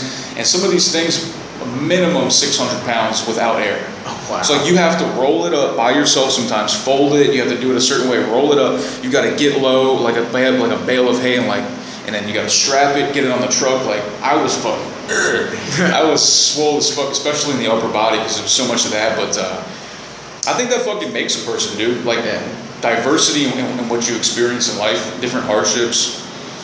And so that's the kind of shit that I was talking about in my TED Talk. Actually, funny story about that. I tend to forget that I did that. Like, it's literally a bullet point on my resume. But it's cool, man. But I really don't go around being like, hey, I did a TED Talk. Well, you'd be kind of a douche if you did. Exactly. It's like me going around saying, oh, I have this YouTube channel. Ooh, check me out. It's like, okay. I mean, you gotta promote yourself, but there's a way to go about it. But anyway, so like a week or two ago, I actually got, like, I was going through my email. I have a Gmail address, which is my usual one. And then I still have my old AOL email address from the 90s, just because I have random shit that's still connected to it. And so like pretty much every day I have to go on my phone and just delete the newest spam in my AOL email. And I actually got an email that was legitimate. I was like, this might be a real thing. It turns out it was this publishing company. They approached me saying like, hey Kevin, we're looking for writers to write books for a catalog, and we thought, so we started by looking at people with prominent TED Talks, So I'm talking with this publishing company, and a few days afterwards, I'm like, prominent TED Talks. It was prominent, huh? So I go on YouTube, and the last time I tried to find the video was probably over a year Is it on YouTube? Oh yeah. If you just search for my name, it's pretty much the only video that comes up. Kevin Bahler. Bahler. Yeah. And like the last time I was on, I saw like a bunch of playlists that people have made that my video was in. And I thought that was weird. But then I look at the original video because I was showing it to my boss, and I look at the page and it's like 460,000 views. It's a lot of views. Holy shit! And Famous. And it's only been put up like 2 years ago. I've also had well, it's like, also a good. The thing about it might have so many views too because it's a good title, and I think it's like 10 minutes, so it's not too long, and it's something that everybody wants to know. Like, oh, how to introduce myself? That might help me. It's a good one. It makes sense. I think it could make for a good book too. But hey, author, awesome. But yeah, it was just like, and it was only put up 2 years ago, so I'm like, about 500,000 views in 2 years. I'm not too mad at that. Nice. I think the video I have with the most views, last time I checked, maybe I want to say over 30,000 views, like in a year and a half. No, I mean but I'm just saying it doesn't touch that. Oh yeah. Well, I mean, it helps that it's on Ted's channel and not my channel.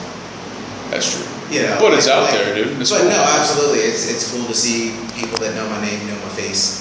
Kevin Bahler, that's awesome. They do a thing here in town. I think I told you, called Nerd Night. Oh, I went to that. Oh, you did? When? I actually went to my first one, maybe like three weeks ago or so. Okay. And then last week I actually spoke at it.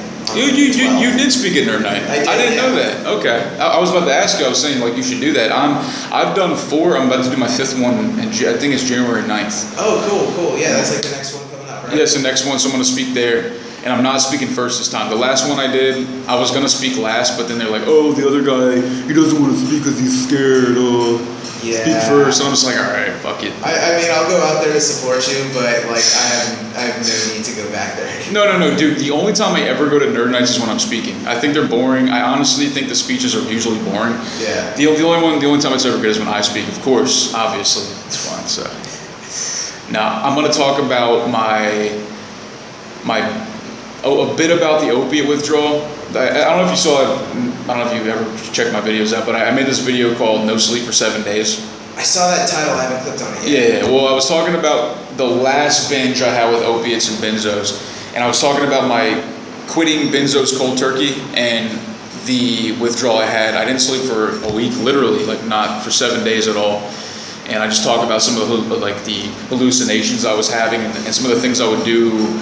I would get naked and do these fucked up things in the mirror, and I'm gonna talk about that because I think I'm gonna talk about it, and I'm just gonna talk about drugs and all that type of shit. So stay tuned, everybody. Yeah, dude, I love public speaking, man. When I used to be in high school, I would occasionally have to do PowerPoints, and I used to love just taking time to prepare the presentation and getting the funniest pictures and trying to make it funny for everybody. That was my favorite thing, and man, there's nothing better for me. I love the fact that I can sometimes at least make people laugh. That's my favorite thing to do. Oh, yeah. Fuck kickboxing, fuck getting punched in the face, fuck working out, being a person. I like to make people laugh and entertained and help them relate to things. So this outlet I'm so glad I have this outlet, man. Just talking shit, basically, people listen. So I had a sociology teacher when I was in college, and it was in my freshman year, and I remember he was saying once that when you're up in front of the classroom, you have 30 people that are all just feeding their energy toward you. So yeah, and people, the reason most students get super timid and scared is that energy just overpowers them and crushes them. And he's like, but for me, that shit just powers me up. For sure, that's how I feel. Yeah. But conversely, sometimes, I'm more likely to be, how some, I'm gonna talk I might be, what's the word you would say? Some people say unfiltered or whatever. Oh yeah. Whatever, raw, whatever you want to call it. I'm more likely to be like that with a group of people than a single person that I just met. and I Gotcha. don't know them. Like maybe some people might say safety in numbers, but typically I'm more comfortable in front of a group, at least at first, than I am with a one-on-one. Gotcha. But then once I break the ice, then I'm good. Yeah. Like as long as we click. Well, the only thing with the one-on-one is that you're gonna find out with any human being whether or not you click really fast. That's true. And if it's a one-on-one, then there is an awkwardness that comes from just, oh, I don't want to talk to you anymore. But you don't have someone else that you can start talking to. So it's just this social little hitch. Well, like I have several clients that I train. I won't say any names. Some of them have amazing personalities, and even though I don't make as much money from them because they're old clients and I haven't raised the price, I still train them simply because it's a good relationship and, and it's cool. And they're fun to talk to. And okay, those are cops. Getting raided, man.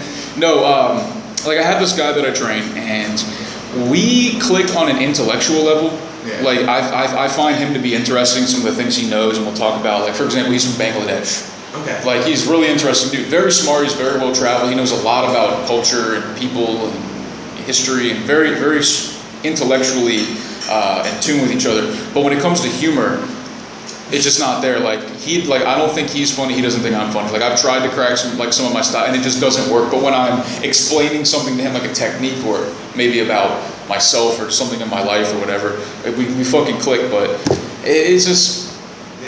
Well, I don't know how that works, but but it's an important lesson. Is that, you know, again, especially in America, people always want one person to be everything to them. You know, especially when it comes to like girlfriend boyfriend stuff. It's you know, oh, he's my everything, and I'm like, no.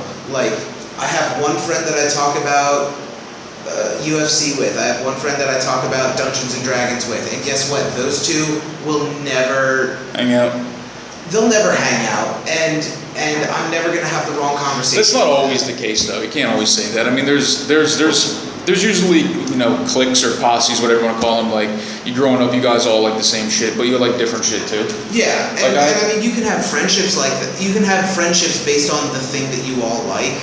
Yeah. You know that, like, I mean, for example, if someone starts talking to me about fantasy football, I'm just gonna stop listening. I just want to shake your hand, sir. Can you guys hear that American handshake?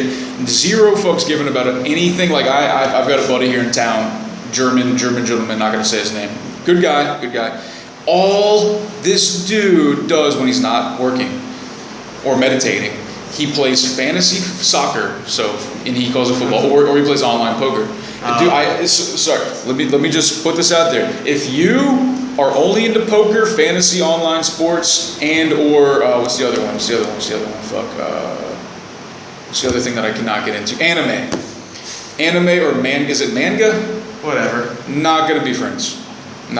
Sorry. It's just not something I'm interested in. I don't get poker. I don't get gambling. I don't care about sports. I don't care about anime, comic books. I digress. Kevin. I mean, I do like anime and manga and comic books. I think that there's good shit in there, and I think that there's shit in there. Yeah. But, you know, at the same time, I will have one conversation with somebody where I'm like, okay, this is why I think it's cool, and they're either gonna say, okay, that's still stupid to me, or they're gonna say, okay, you know, I'll try it out. Let me. And either way, I don't have a problem with it. I'm just like, okay, I just uncheck the anime box and I won't talk about it. Just to be clear about anime, I don't think it's stupid. Let me just rephrase. Okay. I don't think people who look at anime, regardless of age or social class or whatever, I don't think you're stupid. I don't find cartoons, I don't find comic books, I don't find things like that to be entertaining. I don't find video games to be entertaining. Yeah. Think just generally like that realm, that fantasy, like I guess maybe possibly because I'm already there enough in like in daily life. I'm already out there enough sometimes, and maybe like that shit, I just don't find it interesting. You don't need the escapism. I don't need the escapism because I'm already kind of there without any of the stimuli, and that's kind of how I feel about it. But I was going to ask you, so you like anime, you like porn. How do you feel about hentai? It's very rarely done well. Have you ever tried to watch it and like beat off? Yeah. And? I mean, sometimes it's serviceable. I remember one time I had this ex-girlfriend. Sometimes the voice acting will just kill you. I haven't heard of it. I had an ex-girlfriend, her name was Jamie, whatever. One morning we woke up together and we started having sex, and when I was having sex with her, I started thinking of this hentai clip I saw where this giant octopus came out of this bay in like a Japanese city and started fucking all the women's pussies with his tentacles. But like the women were enjoying it. They were like getting fucked with these giant like tentacles with suckers on them. I started thinking of that and I just couldn't stop laughing. I was fucking her and I just had to pull out. I couldn't stop laughing and she got so mad at me. Oh, my fucking mad. And because like she was getting into it and like I just started laughing. She was probably she thought I was laughing at her. And then I explained to her, and she thought I was and I felt stupid. As soon as I said it out loud, I'm just like, oh my God, this is embarrassing. See, and that's the thing for me is that, like... Oh, shit. Like, I can get so distracted sometimes, especially by sound. Like, I remember I was with my fiance, and just like, it was when we were first really starting to hook up, and like, the TV was on, and there was some fucking stupid commercial playing, and I keep like, what the fuck? Like, You told me this before. Really? That's hilarious. Or somebody else said the exact same shit. But that's yeah, funny. no, that's something I've had to sort of learn how to just tune out. Yeah, for example, like whether I'm trying to jerk off or I'm trying to have sex with somebody and there's like kids screaming outside or dogs barking super loud, I can't get down with it. I can't get down with things like that, man.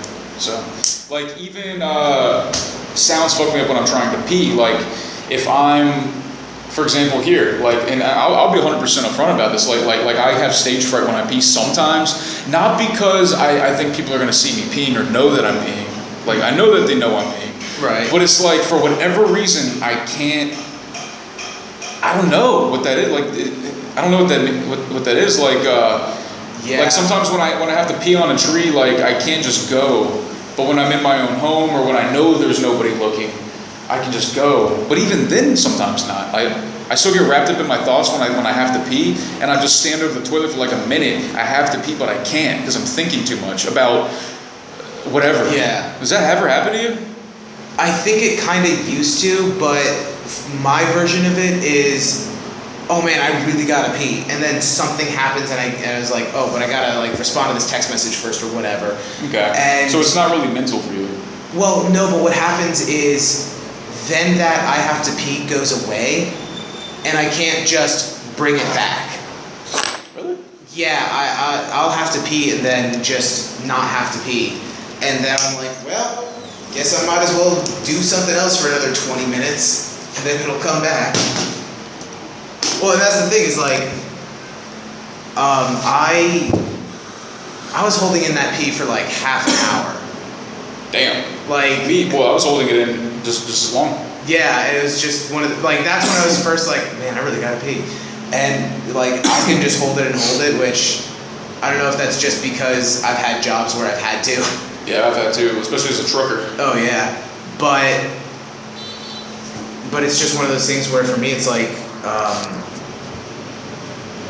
you know, when that feeling goes away, there's nothing I can do to bring it back except just wait. Right. Yeah, man. So people always ask me too. They're like, "How long do you plan to stay in Cambodia? Do you plan on being here for a while?" It's just like another one of those like, "Oh, so what do you do?" questions. It's like, why did you come here? What do you do? What are you gonna do here? When are you leaving? Are you leaving? So, what about you, man? Like, do you plan on putting your stake in the ground here? Because I put my stake in the ground here, man. For now. I'll put it this way, I have a 3-year lease on my place, and in 2019 or 2020, I'll figure out, 2019, I'll figure out where I am there, because, I mean, after 3 years, you know if you want to be in a place or not, and at that point, you know, I still have all of Southeast Asia and Eastern Europe that I can look at. What about Latin America?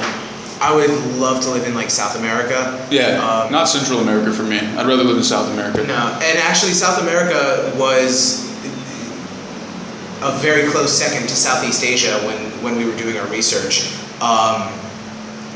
everyone except Brazil speaks the same language, so travel becomes super easy. French Guinea, they speak French, but that's a small country. Fair enough. Again, you have similar cultures. They're, actually Brazilians especially, I know they're super fucking cool. But, I've met Venezuelans and Argentinians that are mad cool too. Of course. Brazil does have one of the top 5 most beautiful women on earth. It's very probably exact, yeah. I mean, so mixed genetically. Yeah. They're very well mixed genetically. Like, you got a little bit of everything usually. That's embarrassing. Oh my God, are you getting a phone call during the night? I am. Hey man, you should buy a bigger phone. I keep trying to. You should get one so you have to push it on a fucking dolly. There you go. Jesus Christ, dude. Dolly Phone 3. Don't throw that shit at me, man. Break my down. Yo, the OtterBox is always worth the cost. The OtterBox is pretty sweet. Is it guaranteed protection though? If I'm standing up and I just drop it, will it still break, you think?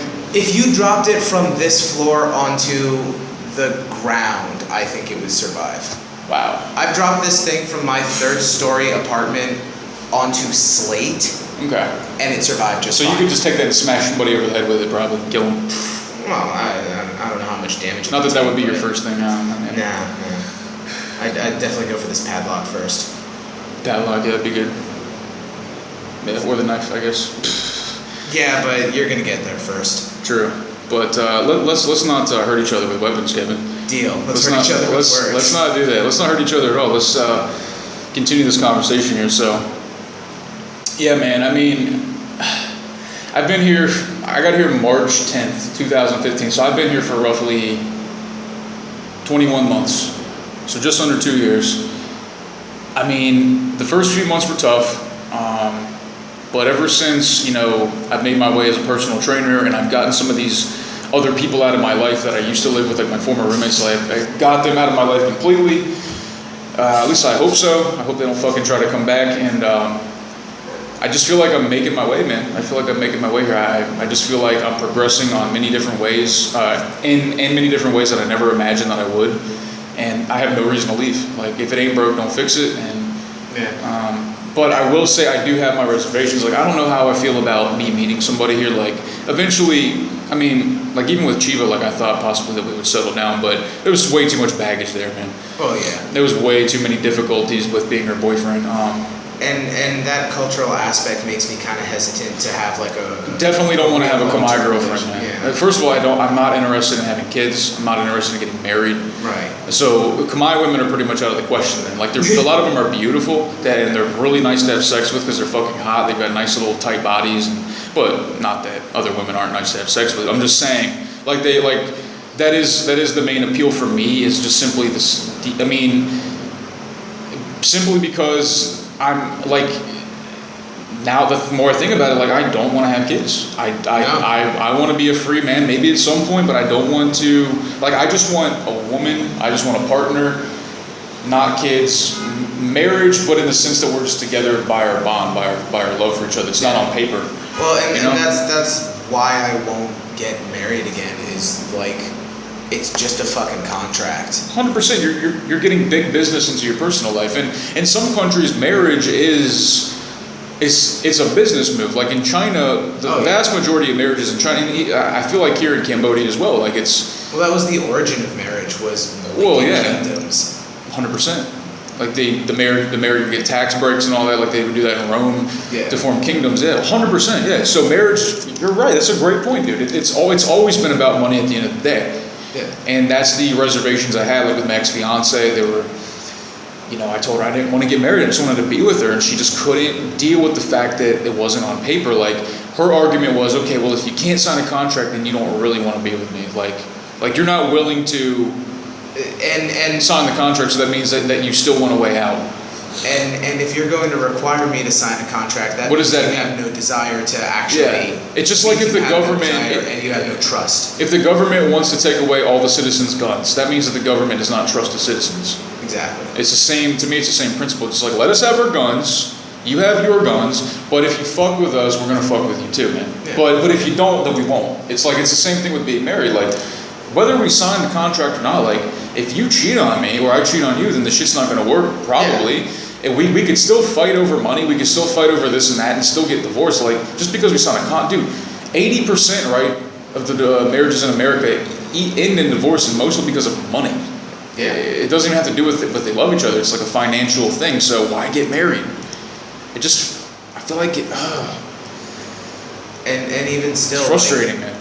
the fact that laws are different for married people is kind of insane. What's your take on gay marriage? Why not? The only issue I have is like gay people who get married just because just out of principle, dude, why do they have so many of them? Like, do they really want to be married, or are they fighting for the rights just because they can't do it, just because they want the option? Because there's going to be gay divorces, surely. Of course. And actually, the gay marriage is going to be the quickest way to develop gay rights. Yeah, I guess maybe, yeah. Because once you're married, then you have to have provisions for every aspect of marriage.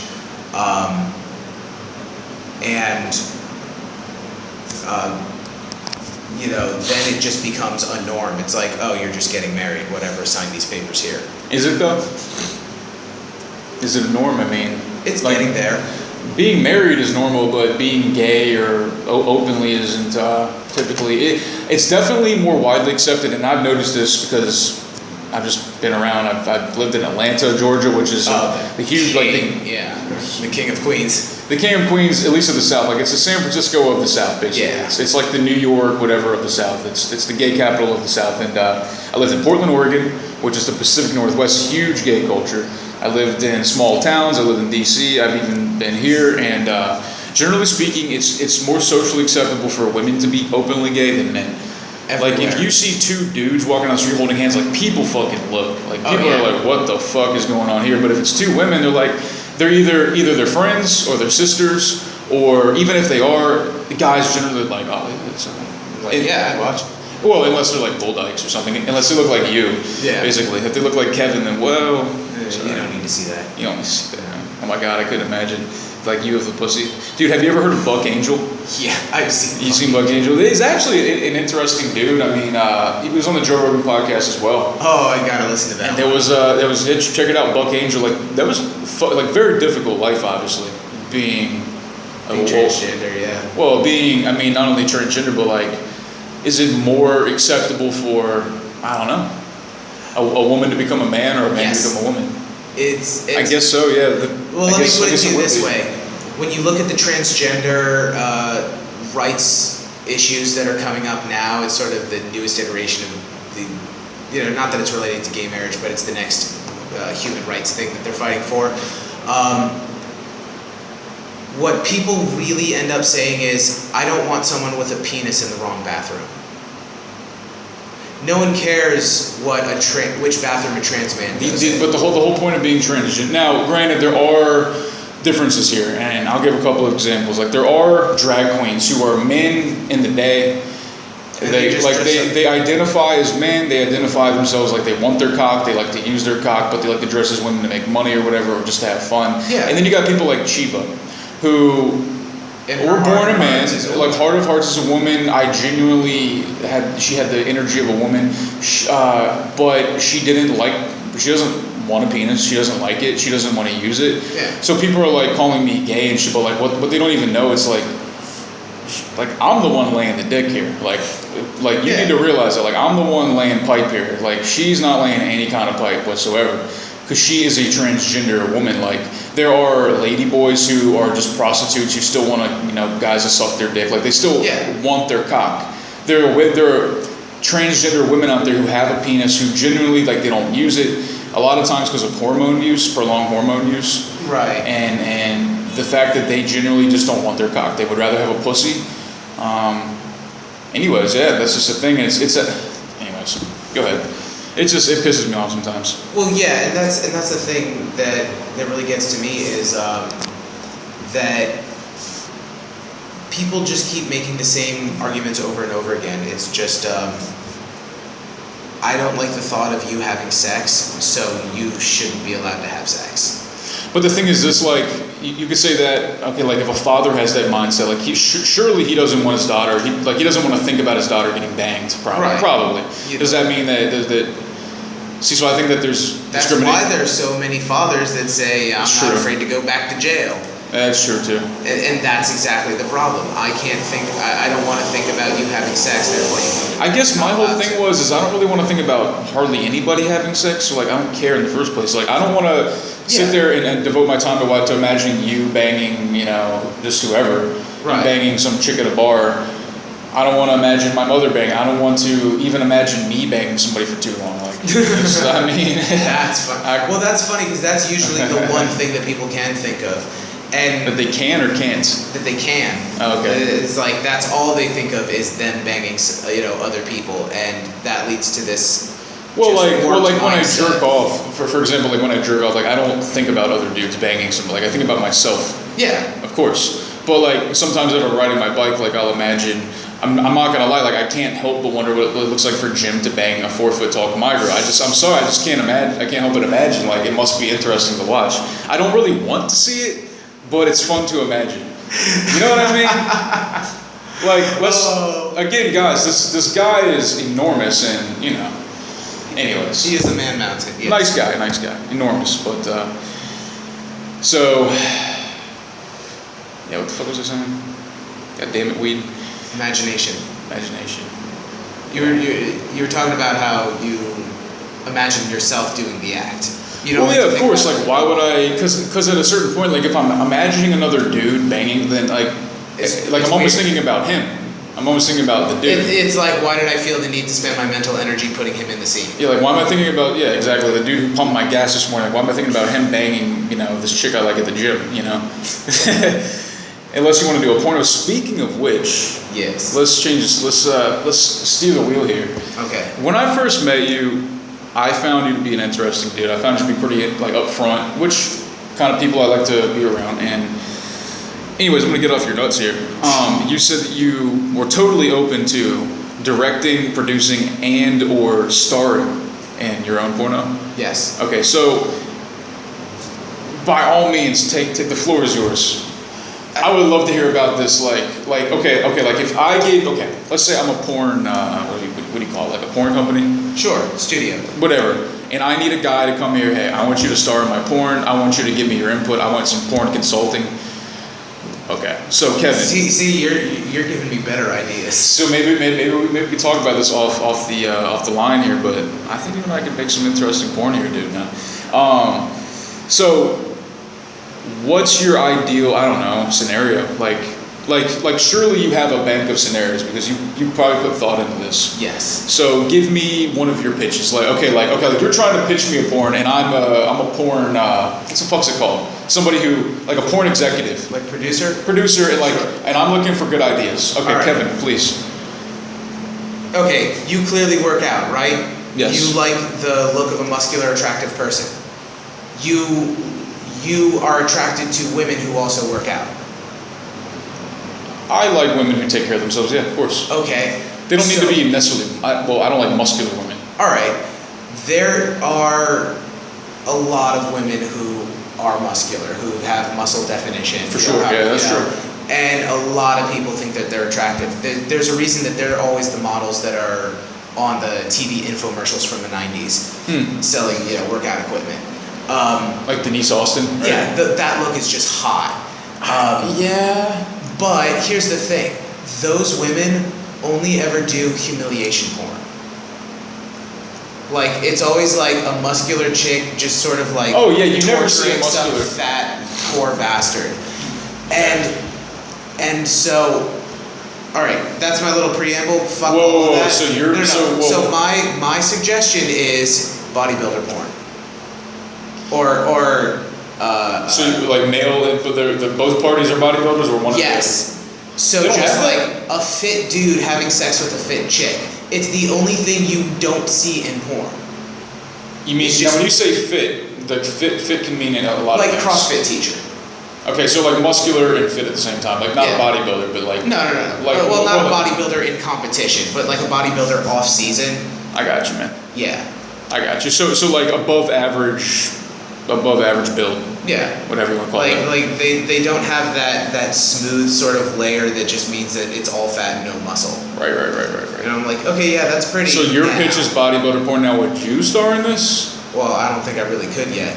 That would well, could you be the guy in the corner? Like 10 years. Okay, so maybe. Okay, I could be the towel boy. No. Okay, so this is my idea to you since I'm the producer, and I also have a say in this as well. So Kevin, I like it because it's a unique niche. But what I'm going to need you to do is I'm going to need you to pretend that you're married to the female. Okay. You're married to the female, and you're the husband. You're like you're the sugar daddy basically. You come home, you see this you see basically the Austrian oak, Arnold Schwarzenegger himself, railing your wife. She's loving it. What I'm going to need you to do, sir, is I'm going to need you to start crying on site, sit in the corner naked, and we're going to need to make you jerk off your flaccid cock. I would just hire someone else to do it. Okay. Well, then that's what we're going to do. Okay. Probably go with cheaper labor too. So I don't know, man. The whole humiliation porn, like.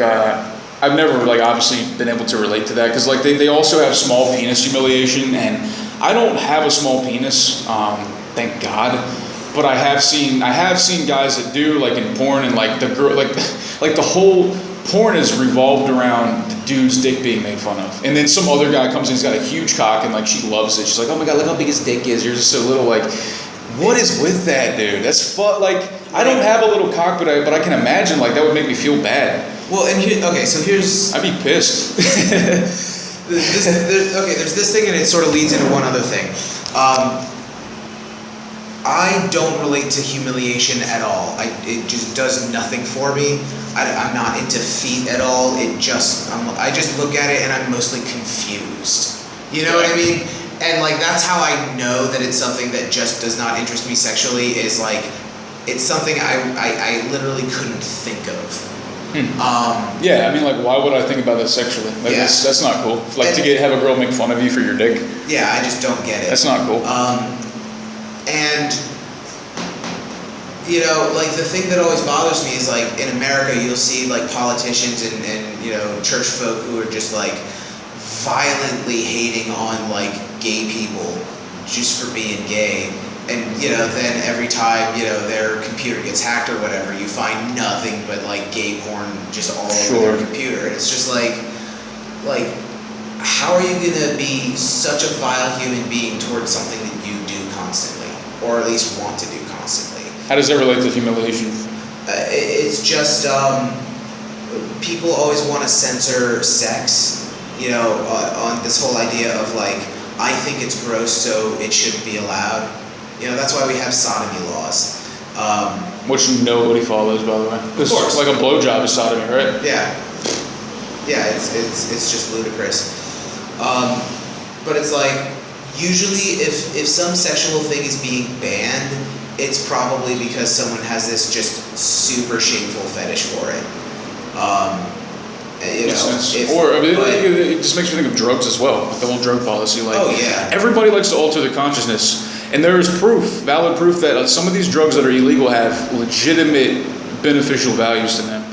Weed can have legitimate medical benefits. I believe LSD. I believe MDMA therapy. They've proven that ketamine can cure depression, and a lot of people, not everybody, but a lot, normal injections of it. Not fucking doing lines of a fucking kitchen counter, but things like that. And it's also goes back to the fact that I think that the government doesn't want people to be free sexually. I don't think that they want them to expand their consciousness and think outside the box. That's a huge reason psychedelics are prohibited, because what psychedelics do, as you probably know, or you've done acid and all that, right? Have you ever done psychedelics? A couple of times. Like what? I did mushrooms. You tried mushrooms. Shiitake mushrooms, or yes, shiitake mushrooms. Shiitake mushrooms, of course. And anyways, they obviously, and for me especially, whether it's ketamine, whether it's acid, whether it's MDMA, or all of them mixed together, which is a good time, by the way. It's a real nice time. I find that I just see everything on a much bigger level, a more metaphysical level, and I think that if everybody had that attitude, the fact that we are all connected, as corny as it sounds, and the fact that life is not that big of a fucking deal, and we can all relax and just enjoy each other and learn from each other and experience with each other, they don't want that shit because it's not conducive to building these elaborate societies and big systems, you know, and maintaining a slave class. yeah, like if everybody smoked pot, I think Joe Rogan even said this, like if everybody was a hippie, like nothing would get done, like no buildings would get built or no cars would be made, no technology, like if everybody was a pothead. So, but even if it was legal, like still not everyone's gonna do it. Like not everyone's gonna smoke pot even if it's legal. Yeah. Alcohol's legal, not everyone likes to drink, and they get shit done. Exactly. So. Yeah, it's funny, like I've been a bartender and I almost never drink, which makes me the opposite of most bartenders. It's just, you know, and even when I started drinking, you know, I quickly realized like being drunk is okay, but I didn't like getting drunk and I didn't like getting sober either. Like I don't like the taste of alcohol. You know? Oh, you just like the feeling itself, yeah? Yeah, I mean being drunk is kind of fun, but it's just not worth it to me. It's not fun enough. Well, for me, it's just the after effects. I mean, after I've had a few beers, even if I have 4 beers in one night, I can still feel it the next day. And then I'm peeing all night and shit. Like, yeah, I have a sensitive bladder, so. No, actually, my body processes fluids very quickly, like more than a lot of people I know. Like when I sweat, I can just sweat super, super hard. Like when I used to do CrossFit when I first moved here. And there was one other guy, but after every class they had to have me mop the floor. Because where I was, it was literally like a giant, like 4 foot wide puddle of sweat. There'd be nobody else to sweat that much. And I can drink water and I just pee it all out, but for some reason I stay hydrated. And they were saying that that's good for like endurance activities. Oh yeah. I mean, so I guess that's cool, but I'm not gonna lie, like it is kind of annoying when I have like a few glasses of water, I pee like 5 times. Oh. Like that's not cool, right? That's especially like if I'm on a date, like that's not cool. Well, yeah. I could have diabetes too. Maybe I have diabetes. That actually is at this point something you should look at. That's something I considered because I didn't realize that a big side effect symptom was frequent urination. Yeah, and I don't have like the swelling or anything. I don't have any of that, but I pee a lot in it. Well, it goes concerning. in stages, so. Yeah, maybe I should get a blood test for sure, and probably an STD test while I'm at it. Yeah, it's been a while. So, all right, man. Let's see what time we got here. We're 2 hours and 11 minutes. It's a pretty good time. It's a long time. So, you got anything else you want to talk about while we're talking here, man? Anything worth mentioning? I think I'm pretty good. This was a good first show. That was a good one. Yeah. So definitely would like to have you on again. And next time, Jim as well. Maybe we can even do it in your studio once it gets set up. That'd be great. Maybe get some foam in here and put it on the walls because the sound is a bit ringy. Yeah, I would say. I mean, the real move, if you can get them for cheap, is just mattresses and strap them to the wall. Oh yeah, the mattresses. Yeah. Which you can get it for cheap. Anyways, man, you got any shout outs? Just shout out to my bro Jim Wilson. Shout out to Jim Wilson. Actually no, I do have a few other shout outs. Cool. I need to shout out to Andy Hamilton because he's my #1 bro and a giant fucking nerd. So Andy, I love you. Shout out to pretty much anyone that I still talk to on Facebook Messenger from America because I'm done with my America phone. I'm not texting anymore. It's like if I still talk to you, then shout out for still being cool. Cool, awesome. Any contacts or anything? Any plugs? Nothing like that. I just do this with people at the end, so. I'll have all my plugs in like a month and a half. That's what it's gonna be. So next time you have me on the show. Next time you're on, we'll talk about the progress. For me, shout outs again. Shout out to my good friend Eva, the owner and operator of Pelican Food Company here, Street 282 in Monivong. Best pies, best pierogies in all of Phnom Penh. Best smile in all of Phnom Penh, of course. Shout out to my mother, my beautiful mom. Thanks for being here. Thanks for being by my side during my times of darkness and light. Appreciate it. And I guess that's pretty much it for the shout outs. To my father, to my brother, and plugs. I'm going to be doing an art exhibition in Phnom Penh sometime in February at this place called Cloud Bar. And I actually wanted to talk to you about Cloud Bar because the owner, his name is Pierre-Yves. He's a French gentleman. He's very nice, and he's always trying to get people to come there like by doing events and shit. So if you ever want to talk about doing like a speech night there, which we did one time, I did it with 2 other people. Like I spoke for about 20 minutes, they spoke for 20 minutes, and it was an hour. So like if you want to just an idea, like maybe you want to do a speech night with me and somebody else or just us, and we can talk for like an hour and get people to come. And when we did it, a lot of people came. It was good. It was pretty full. So shout out to Cloud Bar. I'm going to be doing my art exhibition there in a month or so. That'll be cool. And plugs or my contacts, I'm going to put them in the YouTube description box. But my Instagram is @Brayton like Satan. That's BRAETON like Satan. You have an Instagram you want to plug? No. Okay. Facebook.com. Actually, no, I don't have a Facebook for this show. But if you do want to check my other my vlogs out on YouTube, check out No Joe Coward on YouTube. That's No Joe Coward. All right, Kevin, any last words? When you go out there, go out to be happy. Go out to be happy. If you feel it, do it. Those are my words of wisdom to you all. Peace.